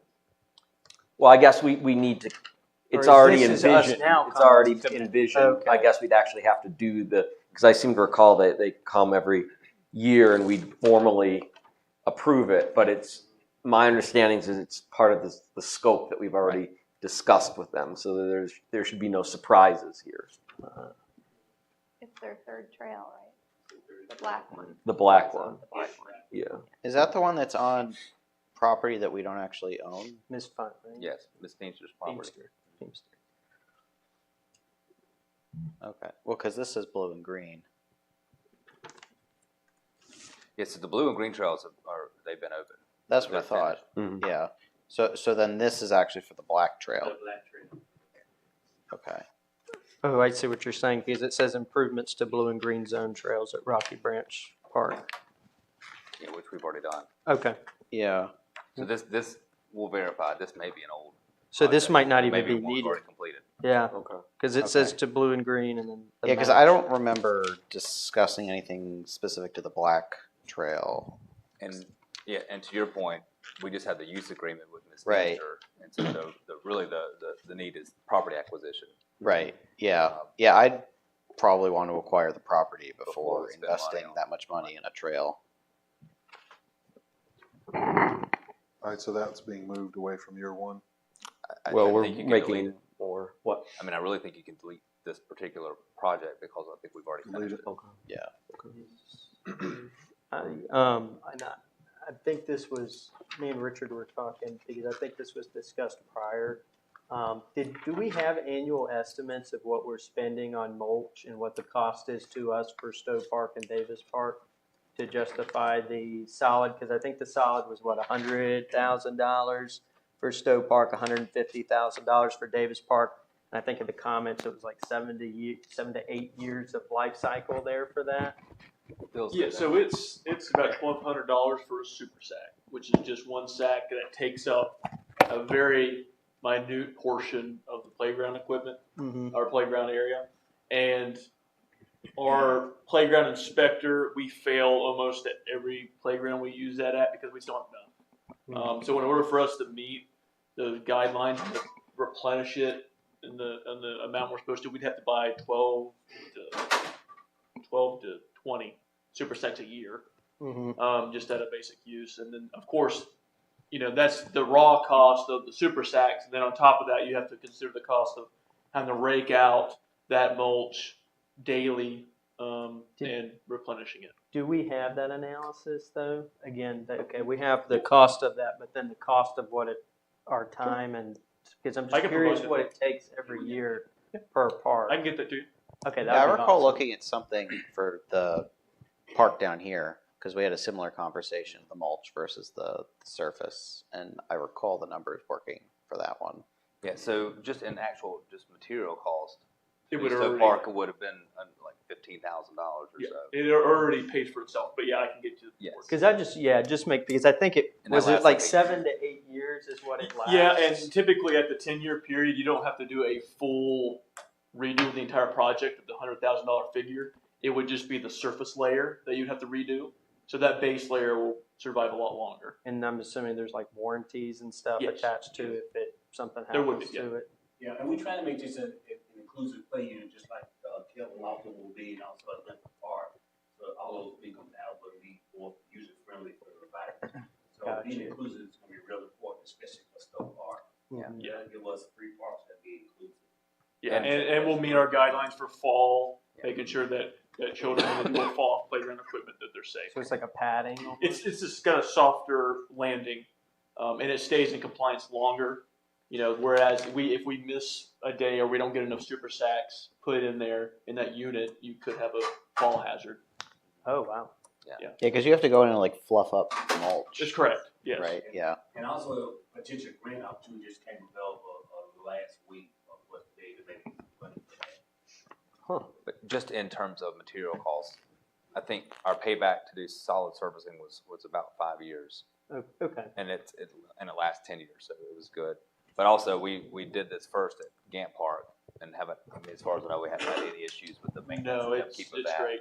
And then we've done it now at Linford and Kevin Lofton, so we've we got need to this do it again? everywhere. We do. You can go take a look at it. All right, let me ask you, are there any issues that come along with it? Because when we're talking about artificial turf, and I talked to Kent Hyde, he's talking about the benefits versus everything's got pros and cons. Sure. One of them was MRSA outbreaks on these fields, these artificial turf, having to wash them down, all kinds of stuff. Is there anything with this? Are there any challenges with this? Because the screening that we put at Gant Park to keep the kids cool, does that also keep that surface? I imagine a black surface in the sun gets extremely hot. I mean, are we going to have to face maybe covering these areas, shielding them from the sun in some way? So, well, you would want to shield, and I won't speak too much to that. I know shade structures are good, regardless of what the mulch is. But Yeah. I mean, certainly black surface could get warm in the sun. I imagine so. I don't think we've had any issues with that over there, but I can't completely comment And this on that. isn't Now, artificial turf. This is poured in place I know, rubber. yeah. We haven't had any issues with Gant Park. Gant Park's been there, what, how many years? 2014, 16 years. Yeah. Whatever, So, and I mean, it's designed for playgrounds, so they think about that ahead of time. And also, black isn't the only color that they offer. They do offer alternative colors that they'll put in as well. And now, as far as health risks, I'd have to research that. I don't know that. I remember that discussion. We were looking at putting artificial turf at Gant Park, Yeah. and I mean, and that technology has come a long way since. I mean, that was 7 years ago. So Yeah, I couldn't comment on the How health is that surface holding up at Gant? How long has it been there? since it was installed, so several It's years, and original to the park. it's doing well. Have you guys had to do any repairs to it, No. any rips or anything? The only thing they did was that whenever they put in the shade structure, we had to put back some, but other than that, that's the only repairs they've had to make. Yeah, I was down there a few weeks ago. I didn't realize it was that old, actually. Oh, wow. it Yeah, holds that's up really well. good. And like I said, there is 7, 8, 10 years around that time, you may have to go back and redo that top layer, so there will be an expense there, but that you've already saved a lot of money by that point. And staff costs. And staff costs. And am I misremembering, and I apologize if this is addressed when I stepped out, is it also not better, like in terms of ADA Yes, accessibility? yeah, that's why I mentioned the inclusive part. We get a lot of calls, especially from group of the angels about being more inclusive, and some of the people that you put on the recreation board, that's what they're looking for, make that thing inclusive. And those soft services does those requirements. So it's working great as far as maintenance and for safety concerns. All right, so do we want to leave those in year one? Works for me. That's fine. Okay, both of those, year one. Additional picnic shelters at Lofton. Yes, I requested some additional picnic shelters, mainly because of the new play that we're gonna have across the street is gonna draw a lot of crowds. We only have 3 down there, and they're heavily used already. With the additional play units, and also with the kayak coming, we just got a lot more people using it. I think it'd be more family friendly oriented that we'd be able to have more picnic shelters being offered by the community. Plus, I'm also looking at hopefully additional revenue from those additional picnic shelters. We currently rent the current one. They're usually a lot. Stowe Park and Lofton Park are used just about all the time.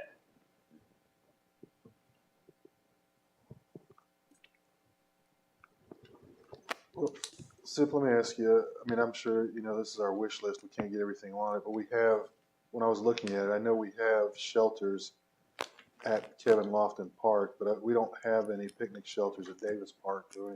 That was one of the requests also with Davis Park. We did a recall last year, and it was on the CIP, and Davis was supposed to make what they were going to be able to do. That was on the CIP list, wish list. Well, I mean, and then again, I don't know what I don't know because I'm not a park and rec specialist, but to me, I'm looking at it, when you have them at these parks and you have none at this park, I mean, does it make sense to add additional to one park when you don't have any at one park, or just go ahead and? Well, I'm going by the research that those are really heavily used, and we did request for those all the time at Kevin Lofton Park and at Stowe Park. Those two. Well, if there's no shelters at Davis Park, you probably wouldn't get a lot of requests there, and that's probably why. Well, we do get requests. They just ran out The picnic four-by shop, table. the picnic area. So we do rent those out, the tables at Davis Park. And we did, before we got read, we were using those two, they were just an avenue to public. So we did rent those out also. Okay. But I'm just looking at the foot traffic and the traffic that we got across the street here, it's gonna be tremendous, that play unit and also the skate park and the rec center is gonna draw a lot of people. And those people need somewhere to go. So again, family oriented, and bring to the bid, use those to get some additional revenue. Well, they're both, one's, and I guess, one's number 4 and one's number 6. And, I have a sneaking suspicion we might be able to move the Davis Park picnic shelters ahead of what's number 5. They, not to, just spoiler alert.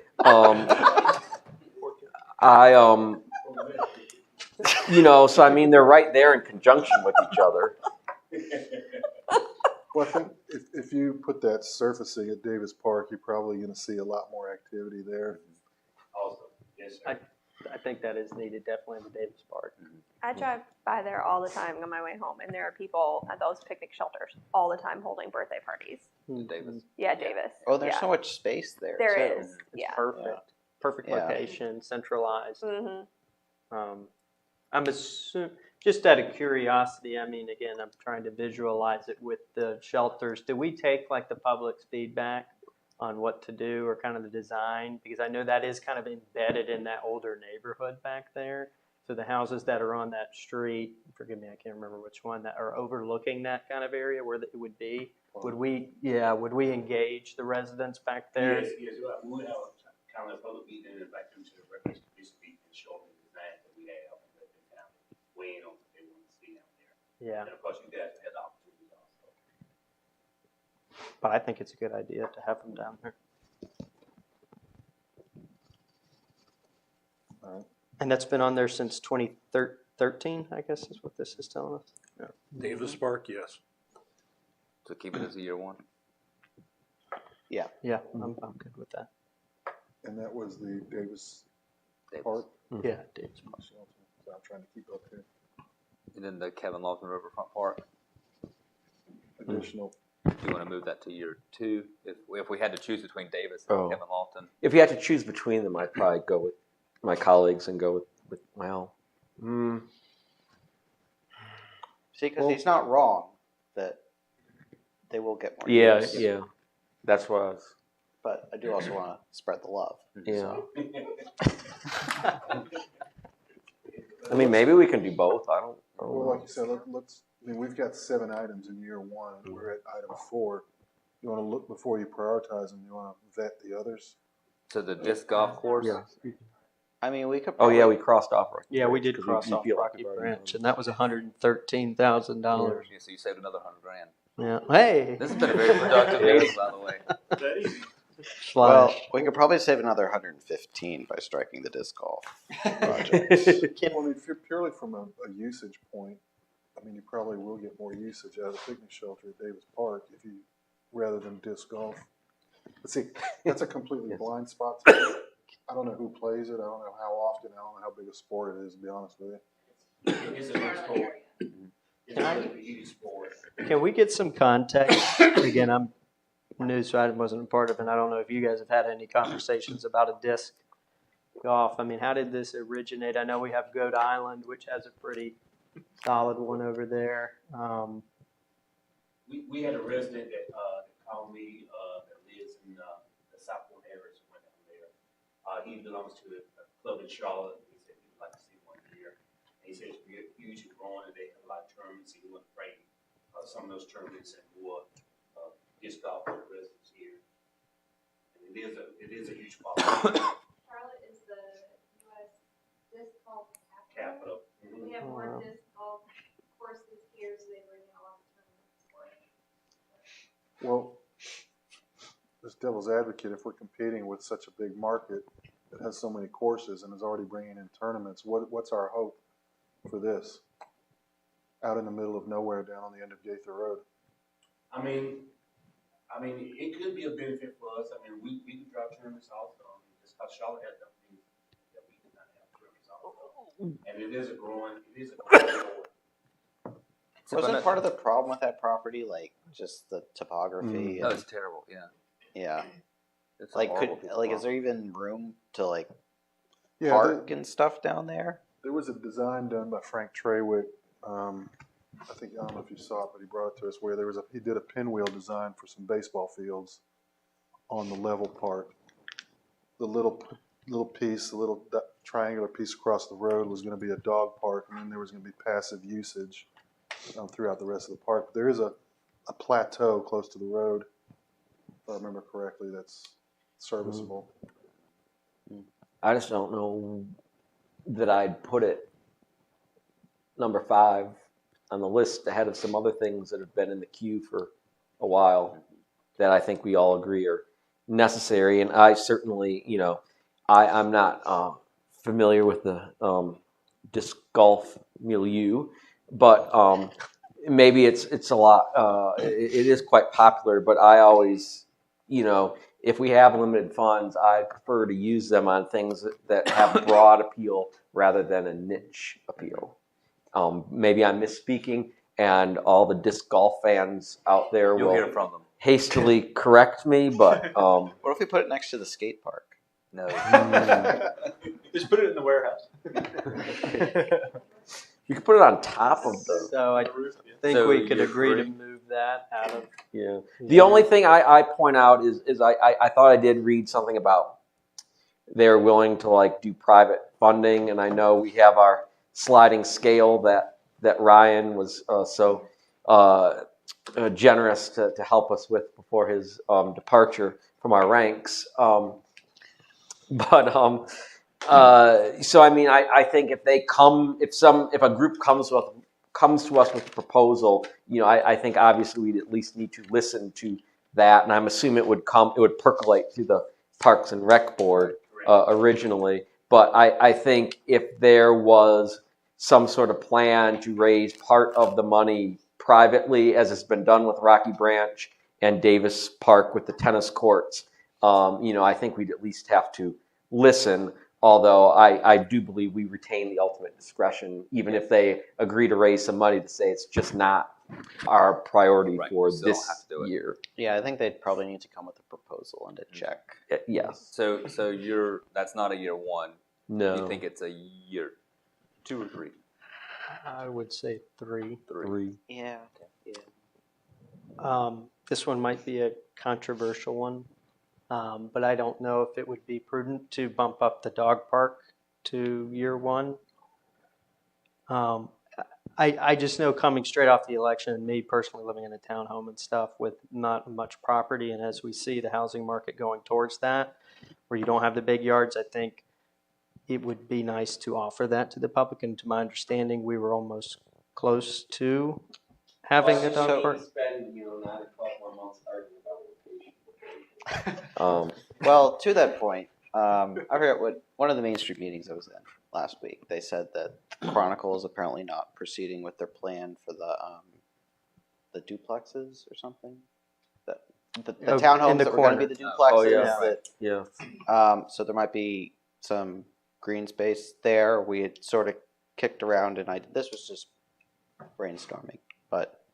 That to me would seem like a good opportunity if they're willing. If they don't have any plans for that property, they're not going to do anything with it. That would be a good ideal spot for that. That we might be able to jump on if. No, I don't think so. And your board's really leaning toward Davis Park, aren't they? Okay. I think Davis Park's a great site. Restrictions on the property that were limiting it to a single family. I think Davis Park is very centrally located. When kids pick up their school, when I was in line, I'd see people walking their dogs. It's heavily trafficked. It is shaded. We do own it. But when I was on the Park and Rec Board, we looked at a design for putting in a retaining wall and increasing the field space there when the kids were practicing football. There's a lot of land back there. Maybe an opportunity for a trail system, rudimentary, for people to walk their dogs. Also, you have your, I don't know what you call it, your fenced-in control area but then you might also have the option to just take them on a walk. I mean, I don't know what we're gonna do with that land. I mean, me personally, I like Davis Park as a location. I mean, I'm fine with, the dog park is not going to be as expensive as, not to say it's not going to be expensive, but some money has been raised already. Right. It's not prohibitively expensive. I would not mind moving it up to year one. But the biggest thing there is going to be deciding on the location. And I don't know how long that's going to take, or, assuming a location can be found and agreed upon and everyone's happy with that. Yeah, I don't think it would be, I think we could move it up. What would the process be? Let's say, it sounds like the Parks and Rec, and it seems like we're pretty aligned on Davis Park. I mean, what would the process be for us to start looking at plans in Davis? They had plans for They the had plans location over here in that the Parks and Rec Eastbound. Board Yeah. recommended, but those are no longer good. Right. So you've got a committee that's looking at it. I don't know what their Right, timeline yeah, is. they're looking at it, and they haven't gotten back with me yet on that, so as soon as we do, I'll forward that to you guys. But then if they do recommend a section of Davis Park, then it would be, just coming up with a site plan. And it's fencing and then water source and some benches. Would any of that, and maybe we'd have to approve a contract or something with them. Yeah, you just authorize us to do it. Yeah. I mean, it's really hire a fencing company. I mean, it's super simple. And we can make it very difficult. They're all, We can make a lot of things we don't have to. But if we ever wanted to take it away, you just take the fence Right, down. take the fence down. And if there is needs, not saying we would, but is that something everyone's, Can we put it tentatively in year one pending the recommendation? Is that? I'm agreeable to that. I'm We're agreeable to gonna that. do it year one if they wanna help. Yeah. That's what I do.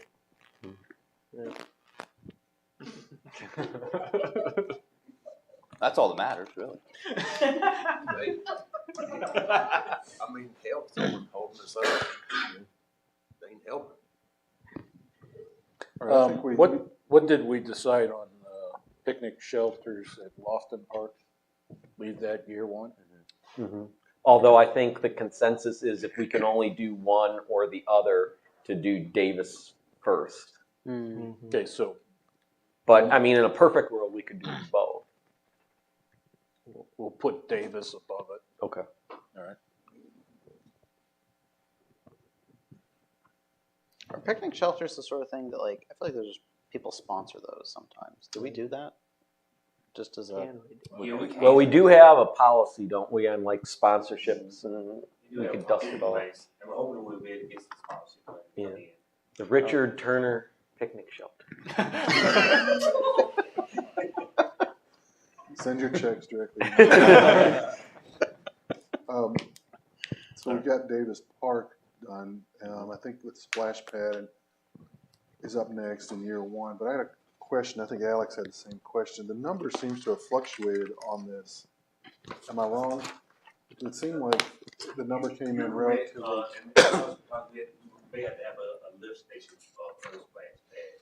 But we're trying to redesign that to make one to get the cost down. But we have to go to a recirculating system. We may not have a lift station. Okay. So we were still waiting to hear something back from the designer on that. Because wasn't it $500,000? Yeah, it was up there. Yeah, with the lift station, it was about 500. It was about 3,000. I have a question. Where will you put it if you've got two new picnic shelters in that part of the park? It will be on the other side of where the storage room is, on the back side. On the north side of the restaurant. Where are you going to put the picnic shelter? Picnic shelters, we put them on the lower end. Two can be on the lower end, and then one can be kind of up front here. So 3 additional picnic shelters. Wall-to-wall roof. So with the splash pad on recirculating, is there not hygiene or health issues with that? You would have to chlorinate it. You have to be coordinated. That cost would be about $5,000 a year to have the chemicals for that. Joe had brought up the concern of Legionella, which is caused by when water sits. So, having it tested especially every season before you put it into use, to make sure there's no Legionella present that causes respiratory issues. That was something Joe thought was really important. Because we would. I mean, you have to have the same requirements if you have one that's wooden boots. So the test that she's referring to, you would have to have all that stuff in place. Right. You have to have somebody certified, perhaps somebody from the water department to do those tests. And all that. I think get somebody certified to be able to do that. So it is some additional cost of recirculation. But without knowing which direction we're going to go in, it's probably not a good year one project. If we don't know if we're going to go with recirculating or pump station. He should have some of those figures in here shortly for us. I mean, I think it's kind of fine to leave it where it is, like that everything what we've discussed is ahead of it. You know, I don't think there's everything in year one's gonna go. So, you know, I'm fine leaving it year one and getting that information, but you know, with the understanding that like the playground resurfacing and the picnic shelters and the dog park are going to be ahead of it, because we might not get to it as it stands. So yeah. I would be interested, kind of to Jerry's point, would be interested in seeing what the layout of the park would look like, because I mean it is a natural park, and I wouldn't want to, you know, put too many rooftops. Yeah. Yeah. Would it have a roof? Like, I don't know. I'm just trying to vision this. Well, no, yeah, but I mean, between that and the existing shelters and the shelters we just talked about buying, And then the water feature. I would just a rough footprint of what the park would look like if all this were completed. Right. Yeah. Yeah. I think it would just help to visualize. Yeah. It's in the watershed. Is it? Yes. Is a splash pad? I mean, visually, it's it's great and people love it. I mean, is this a good thing, or are we potentially taking on liability because you're bringing up concerns about health issues? I guess which are well, Ranlo's it. I would assume that we'd be able to. Gaston County should have theirs completed within the next couple of months. I mean, Gaston has them. Where are they putting? Getting ready to do one, so everybody's doing it.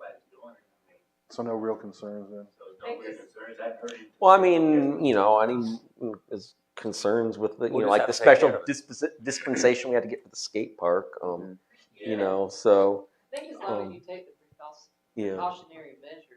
As long as we have the staff certified, we take the proper sampling, we make sure we maintain proper maintenance, I think the safeties will be mitigated. It should be no more than like the kinds of things that you'd assume whenever you take on, like there will be risks with the activities we have at the new recreation center. There'll be risks with the skate park. So I don't think there would be any disproportionate risks beyond those that are entailed anytime you do something like an activity like this. Or would that be a correct understanding? From my perspective. Yeah. And as long as we maintain it, it's like anything, like a playground.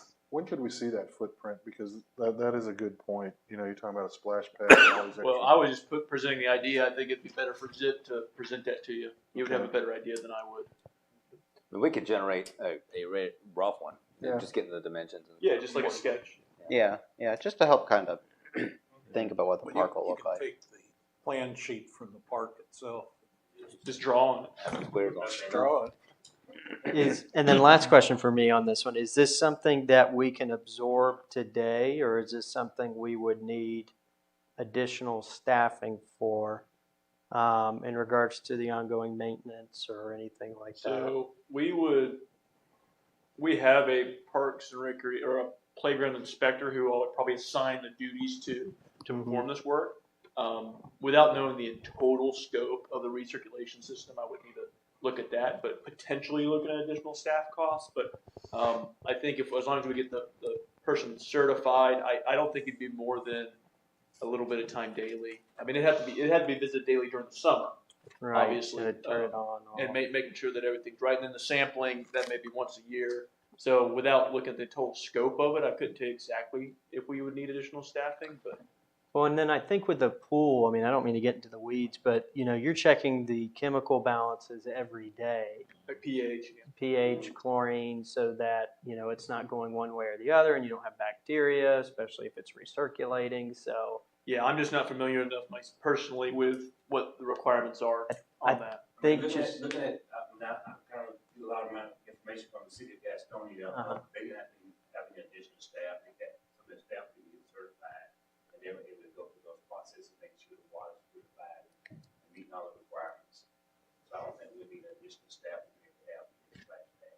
got you. I would just be curious if there is, what the maintenance and day-to-day operations is for that.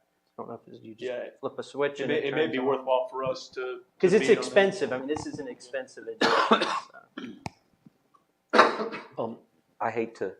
I've got to catch a flight. Okay. So I just in Jim. terms what. This is much more important. If I had my preference, I just want to before I go, like on the streets, I'm fine with what's in year one, but like I actually would move some of that stuff at the bottom, like Julia Avenue, Lincoln, and Sacco. I think that's more important. I'd move that up. Stormwater, I'm fine with what we have, but I wonder how many of these things. These are the kinds of things like stormwater, water distribution,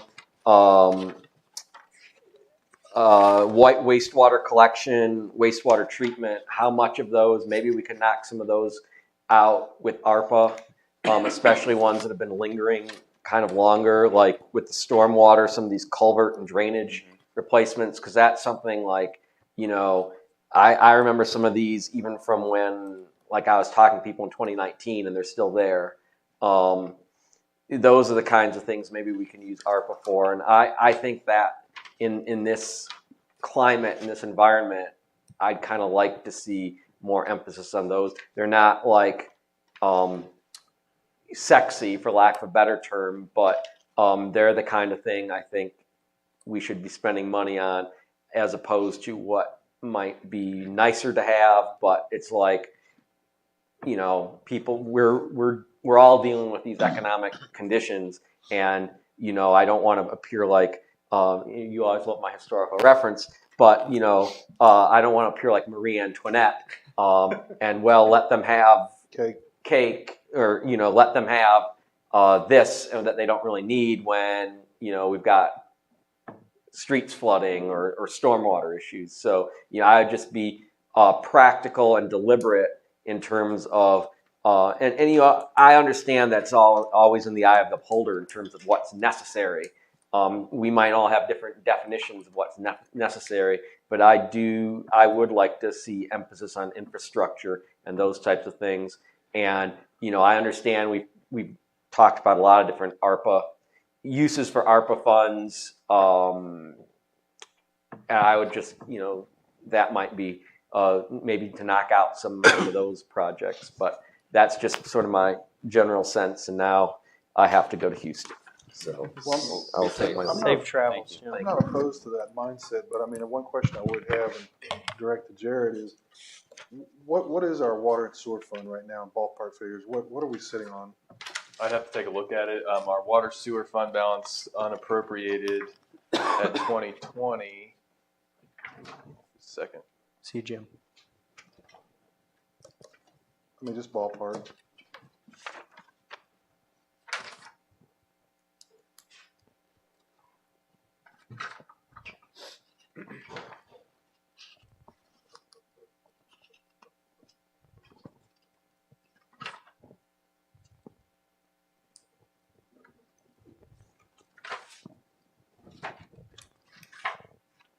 I would have to get a current figure for you, but I'll at least give you 2020 as what is 6/30/2020.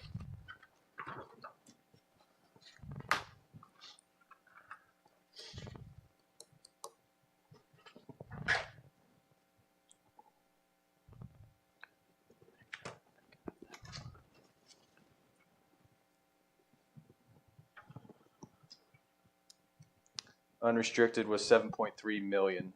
So as of 6/30/2020.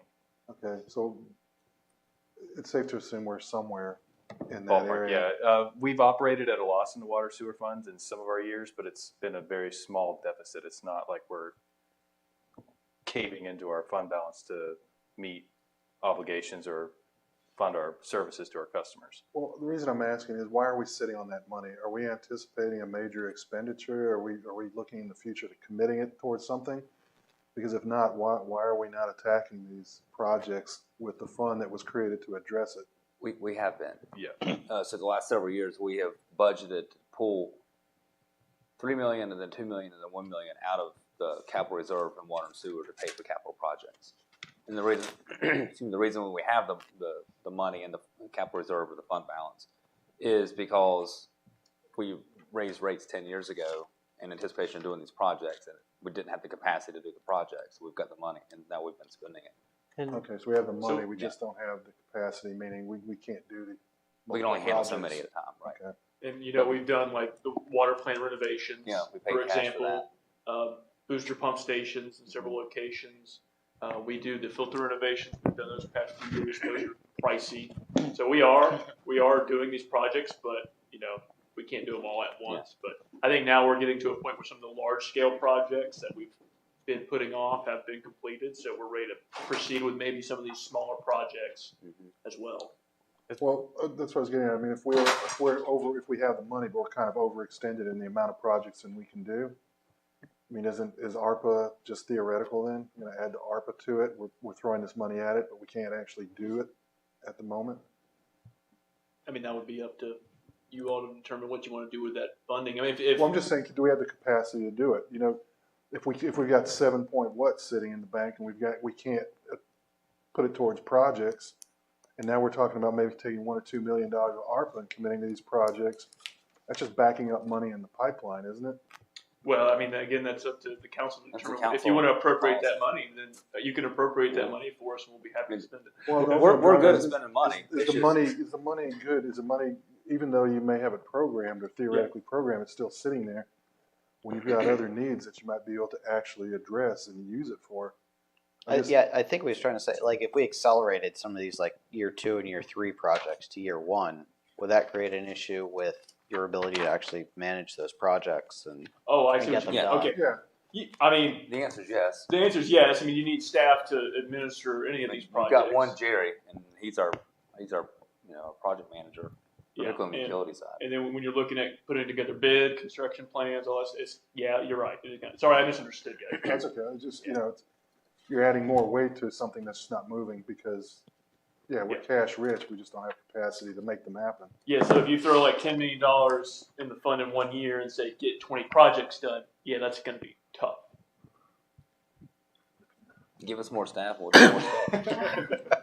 This And goes back to actually our discussion last week. You don't want to give us more staff, so we can't do the stuff. This last fiscal year, we were a little bit concerned where we were going to be money-wise, so we kind of held off. So It is somewhat of a balancing act as well. If you have too much of a fund balance, then you're not going to get approved for debt because they're going to say, well, you've got plenty of cash, you need to spend the cash that you have. The other caveat of that is if you appropriate the fund balance, that's cash reserves that we've built up over time, so people who have paid those fees have paid into that reserve. If you appropriate that for a project, then the people who are either new residents or new developments or people who are just now starting to pay in aren't necessarily absorbing that cost as if you were to go out and seek financing for debt service, where we're utilizing current revenue from the water and sewer fund to pay debt service payments for said project.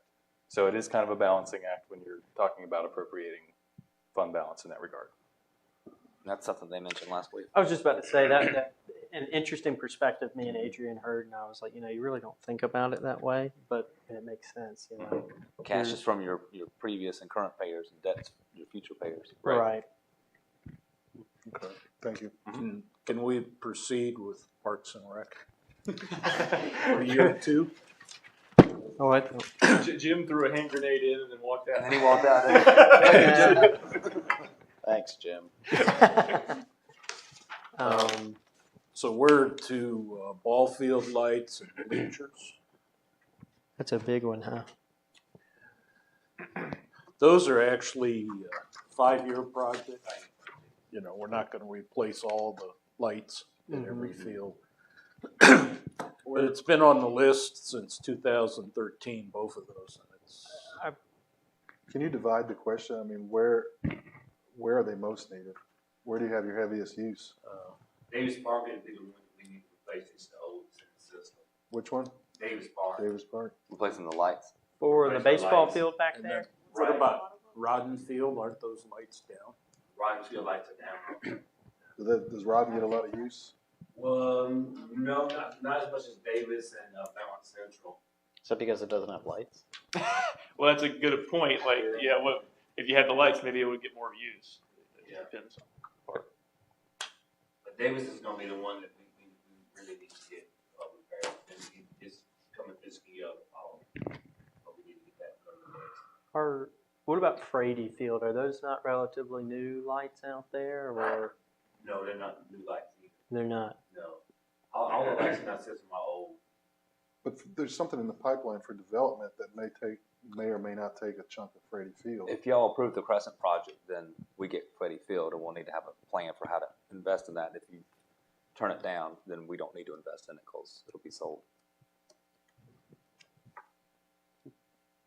So I'm not sure how my kids are out of the system.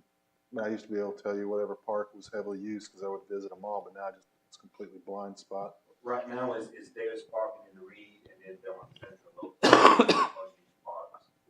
We don't own Belmont Central though, right?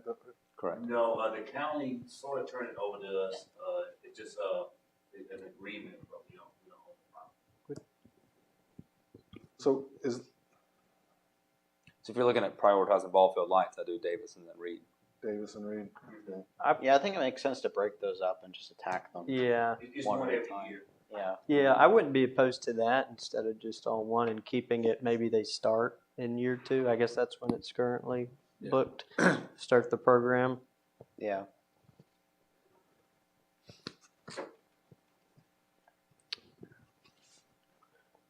And I think the same Well, be said about if you want it year 2, we'll leave it in year 2, and then we have to come back to you guys to say, okay, we want to do park lights here now. You guys nod it, and we go. And I think the same could be said for the bleachers as well. I mean, Yes. it's not that much, but Okay, so we'll leave those year 2. that's just my thoughts. Yeah, I mean, it makes sense to break it up. Yeah. By need. 7 Oaks Park, I think we're going to get that land down there shortly. Maybe next year. So is the deal for the city to do something with it, not McLean Development or whoever's developing it down there? If they would donate the land, and then we would program it. Got you.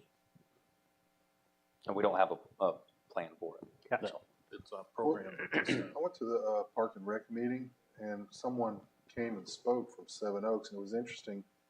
Did their wish list for that? Really sounds like they're trying to create a boutique park just for that area because they didn't want much parking or any parking at all. But I think hopefully they made it clear to them if the city outfits that park, it's got to be a public park. How do you guys? I mean, is that a problem for you guys? I mean, you got to go. I mean, I guess we have to provide a park out there, but is that? I mean, I was looking at. I was there when the guy came in and made his presentation. I was looking at more of a passive park, maybe a little walking trail, a picnic shelter, and that's about it. Yeah, you have a very extensive list. Yeah, and from a maintenance perspective, currently we don't go down that way for a park. So we would have to start going down that way for a park. You know, that would just be part of accepting that. But doesn't that show the need? We don't have any parks down there. I mean, it's a need. I can see 2 or 3 years from now, we don't need that. What, 10 acres? I don't know. Yeah, it's roughly 10 acres. 10 acres. I mean, that's a service that we probably gonna need to go back to the area. And separate but sort of related is the Carolina Thread Trail has approached us about taking over maintenance of the 7 Oaks Trail. We help them out, but they maintain it, but they're transitioning and their volunteer basis is transitioning as well. So that would be having, Bill's guys go down there and empty the trash and do some trail maintenance on that. we've been very lucky that the thread trail has handled that. We haven't had to do it because, it takes a lot of time to go from here down there to empty trash cans. So if we were to do that and then build a park down there, then it makes sense. It's worth the trip down there. I mean, is 1.8 million high? This strikes me as high, or is that in line with what parks cost? That won't touch it. 1.8 won't touch that 10-acre park? Let me ask you this, and then just spitballing, because some of you guys weren't here. So we approached the county of partnering with us on Gaither Road because there are no county parks south of 85. I mean, they don't contribute anything out here. I mean, is this maybe in the future an opportunity to look at partnering with the county on this 10-acre park? It could be. And Martha's on the county parks and rec board. Yeah, I mean, that maybe defer some of the costs in the county because this is a huge profit center for Gaston County, Belmont, and I don't see much coming back our way, if anything. So we need to lean on Martha to lean on them. Absolutely. So what do we do with? I would push Seven Oaks Park out as far as we can. As far as you can. So year 5. Yeah, until they come back to us with a plan. Then just check after. Yeah, and if the neighborhood wants us to do it, maybe they can raise some money and come to you. Okay. It's a lot of money. Everything else on the list, starting with the kayak launch and stuff, we just leave it where it is? I would. Yeah. We're really looking at years 1 and 2. Yep. Okay. All right, we've been at this 2.5 hours. Y'all want to call it a day, or you want to slug through the rest of it? It's up to y'all. If we do slug through the rest of it, I'm probably gonna call for a 5-minute break. I'm getting hungry. Well, we know a guy who can order us some pizzas. 30-minute guarantee.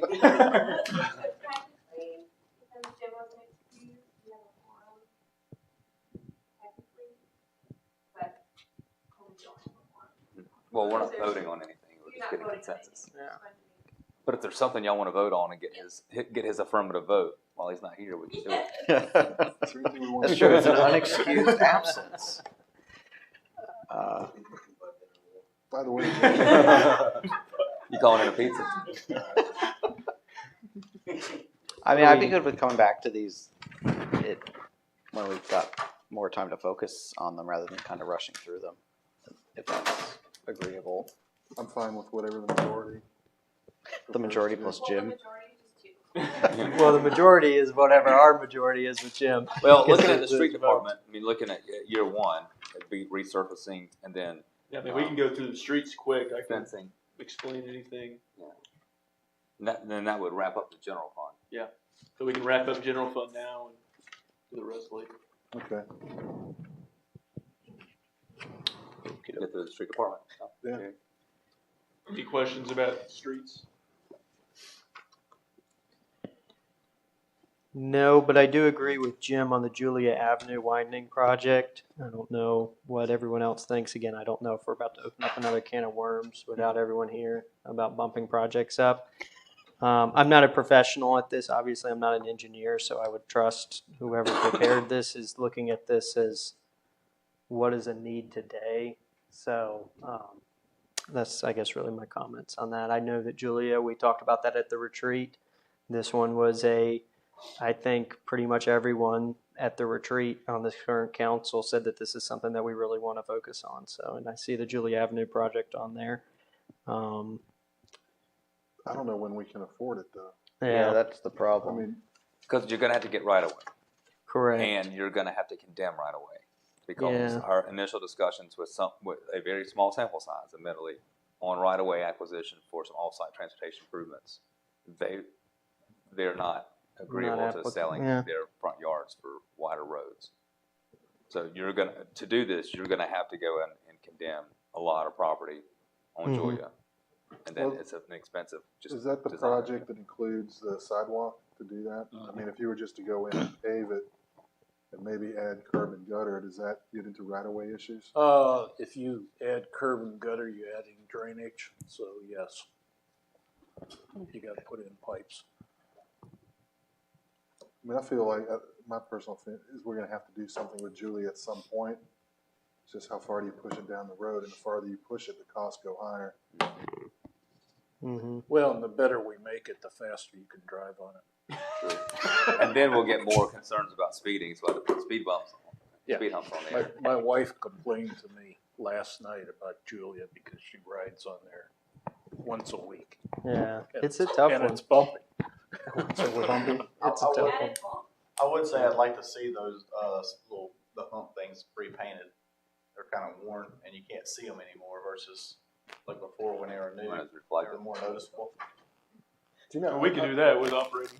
Yeah. So we can drive just do that that road off a lot. operating funds, go out there and people repaint drive those. around them Oh, all yeah. the time. All the time. I was like, these are tiny bumps. Yeah. They're annoying though when you hit I them. don't drive them. I'm sure you'd be sitting there. If you go left to center though, that's. I know the police department has a lot of people who go. They have a zero tolerance for that left to center down there at the stop Yeah. line. Oh, they do it though. I mean, you guys have to evaluate because we don't know. I mean, is this a project that we can do, that we should do because prices are going up? I mean, is everybody in agreement that that someday are going to have to do this project? I mean, I think that's the first thing. Well, I mean, I'm going to look to. So to you guys. Jerry, correct me if I'm wrong, but when we discussed these projects, I mean, we just thought the feasibility of that and the cost of that, it's a far out, because we really got to get the scope narrowed in on and exactly what you all want to see with that project. And we got to kind of really get that mission in, and then from there, it'll be easier to understand where we're at on it. I think that would be my direction to the council, would be to get your direction on what you want to see there, and what's feasible, because when you're talking about sidewalks, I mean, like Jerry said, and Adrian's mentioned, you're talking a lot of property that we got to acquire. And I don't know if we necessarily need the sidewalks down there. I mean, again, I think the curb and gutter would be something that's nice. I mean, it is an interesting street, but again, I would prefer, I mean, because it is so expensive, I just thought this was something that was identified in the past as something that needs to be done. But if there's something that we can do before it that requires more attention, then I think it would be more prudent to do that as opposed to tying ourselves up. Also, one quick call out. I think at the retreat we had discussed the turn lanes and potential roundabout over there off of Keener and Central. Is that something that we would want to add on here as potential looking into there? Because I believe they're looking at cost estimates right now, are they not? We have a proposal, and it's $250,000 to do the design work for that. Okay, so that's just for the design work on it. That gets us to bidding. Then we don't have a clue what it would cost. I mean, that sounds like a more feasible project, at least on its face. As opposed to Julia? Yeah. I think they had identified turn lanes when they did the middle school study, but I talked to Mark Stafford and he said, I'm really reticent to put in turn lanes because I didn't think about it. He says, when you have committed signals, it backs up the flow. And he said, what we're worried about is just backing it up all through that area. Mm-hmm. Where he said the traffic circle is a continuous flow device, which I'm not ever thinking about it. I guess that does make sense because that's one of the reasons when I asked him to do a traffic intersection study at Central in Maine, he said those were their concerns about putting that turn signal there headed towards town, is that it increases the cycle time, and that's going to back up everything towards Eagle Road and so on, which I guess makes sense. But that's a lot of money, traffic circle, but I'm not opposed to it. I think we've got to do something there. Mm-hmm. So it's the intersection of two state roads. Mm-hmm. So you'd be committing city money on a state project. You'd have to acquire right away. And you'd definitely have to acquire right away, particularly for a traffic circle. And there's utility conflicts. Well, I mean, I know it's a state road. I guess the question is, we know when something has to be done. We know the DOT probably isn't going to do it. I mean, do we take up that lift and do it?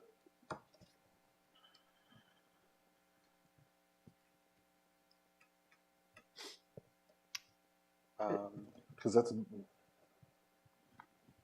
$250,000 is your design work. I don't know, I feel like we've got to do something to make the roads better here. I just don't know which project is the right one. And it could be that there's multiple ones that would be hard to do one off, and you combine them and do a transportation bond. Mm-hmm. And then we could go out and do that, and then it's a little bit more feasible. That's true. Rather than doing like one-offs, if you did a bond package, and you identified these are the improvements that we're going to make. Yeah. I mean, it's quality of life. We're talking about quality of life, and to me, you know, I don't wait well, and traffic drives me crazy. But quality of life is also getting from point A to point B in a timely manner. You know, that's why people are leaving Huntersville and Cornelius, because of the backlog. Yeah, and I mean, if something could be done, I mean, again, it is a lot of money, but it's also could be in scope of one of our projects to alleviate some of the stress and pains that the residents feel. I think that's completely appropriate for the council to look into that, as opposed to looking at it state versus city. The state's obviously not going to do anything. If we can do something to help our residents out, I think that's something that we should at least look into. I think that's how the argument should be phased, not that we're willing to spend city money on state roads. It should say we're willing to help our current residents out with a pain point in 2 identified areas. Are those the right 2 identified areas? I don't know. But I would still be interested to see us at least continuing down that path.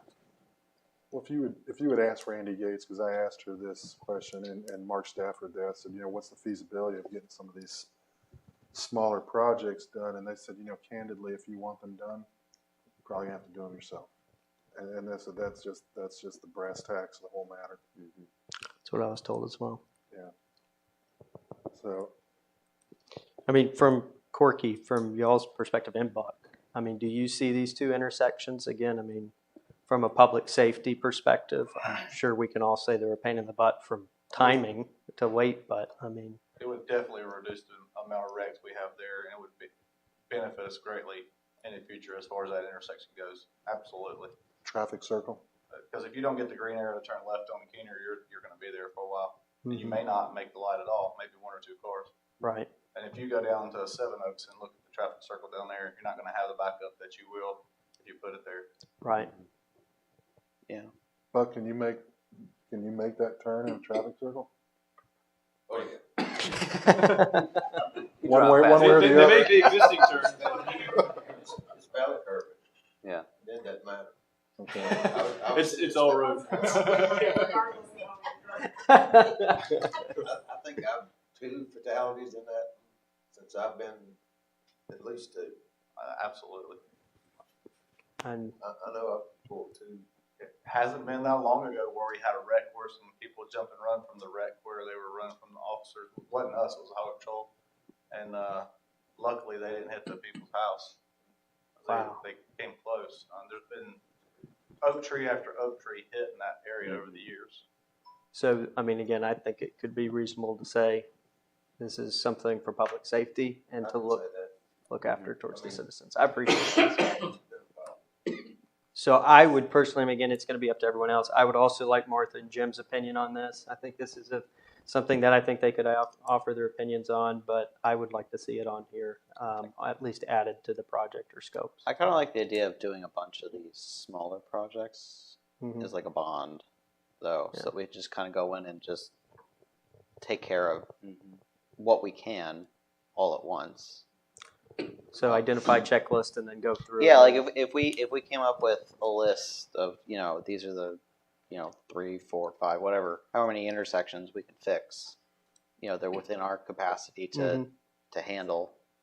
And we have the information from the TIAs on various projects as which intersections need. That's true. We've got a lot of data on this already. Yeah, so we could come up with a list, you know, figure out what we want to spend on it, and then put it into a bond. Tell us how much bond we can float. We'll have to, I guess, analyze that based on which intersections we're looking at. Adrian, I have a question. If we did the improvements on a state intersection, would the state then accept that improvement for their maintenance, or would? Well, yeah, we'd have to get an encroachment agreement, so we'd have to engage with them on the front end. Okay, I was kidding. Yeah, we can't just do work on their system. Yeah. Oh, It's like the traffic circle down at McLean. State maintains that. Okay. Would, My experience has been good partners as long as they don't have to fund. They're willing to accept So they'll take care of it, but you gotta put it in. Yeah. I tend to be really cooperative when somebody else Yeah, is paying yeah, too. fix the house, I'll let you. and just out of curiosity to that point, is there anything from our past two audits and maybe foreseeable, you said maybe up to 2023, that would inhibit us for being able to do something like this? No. Okay. Even in, my information is a bond voted on. Yes. Yes. So when the people say no because you had a low turnout, then you don't get to do it at all. That's Unless you ignore what they want to do and you go with a different funding source. Yeah. Is right. Looking at Mount Holly's bond. The park bond? Do you have to do it as a voter referendum? Because I know there's a couple different types of There's bonds. a couple different kinds, but I would recommend. Well, yeah, I mean, I'm not really looking to force anything down people's throat either, but I mean, if we're going to spend $5 or $10 million on transportation improvements, probably want your voters to say, yeah. Making sure that you're having it at a time when people are more likely to be. We'll do it during your re-election. Well, I mean, 800 votes decided, right? That's not bad. Yeah. But you know, the Park and Rec bonds years ago, I can't remember who the Park and Rec chairman was, but I mean, we on the board, we had to go, we went out and met with people. And when we sold the concept of the bonds, you have to go out and sell it and meet with people in groups and tell them, you know, this is why we think we need this. Well, I mean, what's the number one issue in Belmont? So, I mean, Traffic, I think if we can offer an improvement, I would be interested to see from a public's voting perspective if that's something truly they would be in line with. So I would be all for that. So with that all said, we haven't commented on any of those top year one priorities on that streets list yet. So I just want to get us back on track. Any clarification on that and any explanation y'all have about regarding those projects. That's resurfacing and then basically fencing and equipment. Yeah, so in the fencing is a project we're going to really need to do because of the skate park. We really should be securing our facility better anyway, but with skate park and a lot of children, teenagers hanging out by our city parking lot, we certainly want to make sure that they're safe and not coming into our facility or going out back and getting hurt. That's the main crux of that project. And the rest is equipment.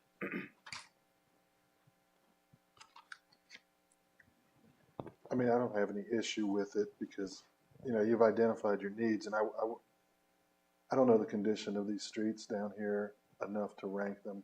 Mm-hmm. So, I mean, I'm going to trust your ranking on those. Okay. That's me. Yeah, I agree. I just want to make sure before we moved on, you know, we got the larger discussion of transportation projects. I want to make sure we covered those. Thank you. No, yeah, I'm fine with what you've got here. Thank you. So that gets us through all the general fund. Do y'all have another 3 hours to do water? If I go home, I'm ripping up carpet, so I'm fine. You're here for the night.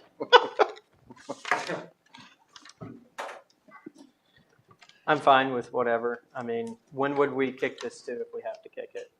We could just have a follow-up workshop in a couple weeks. Yeah, I would like to. I mean, we are minus 3, Charlie, Martha, and Jim. So I would, again, previously, I think it should be, they should have some input and stuff on this as well. You okay with that? It's okay. No pizza. Unless someone's down. All right, so with that, call for a motion to adjourn.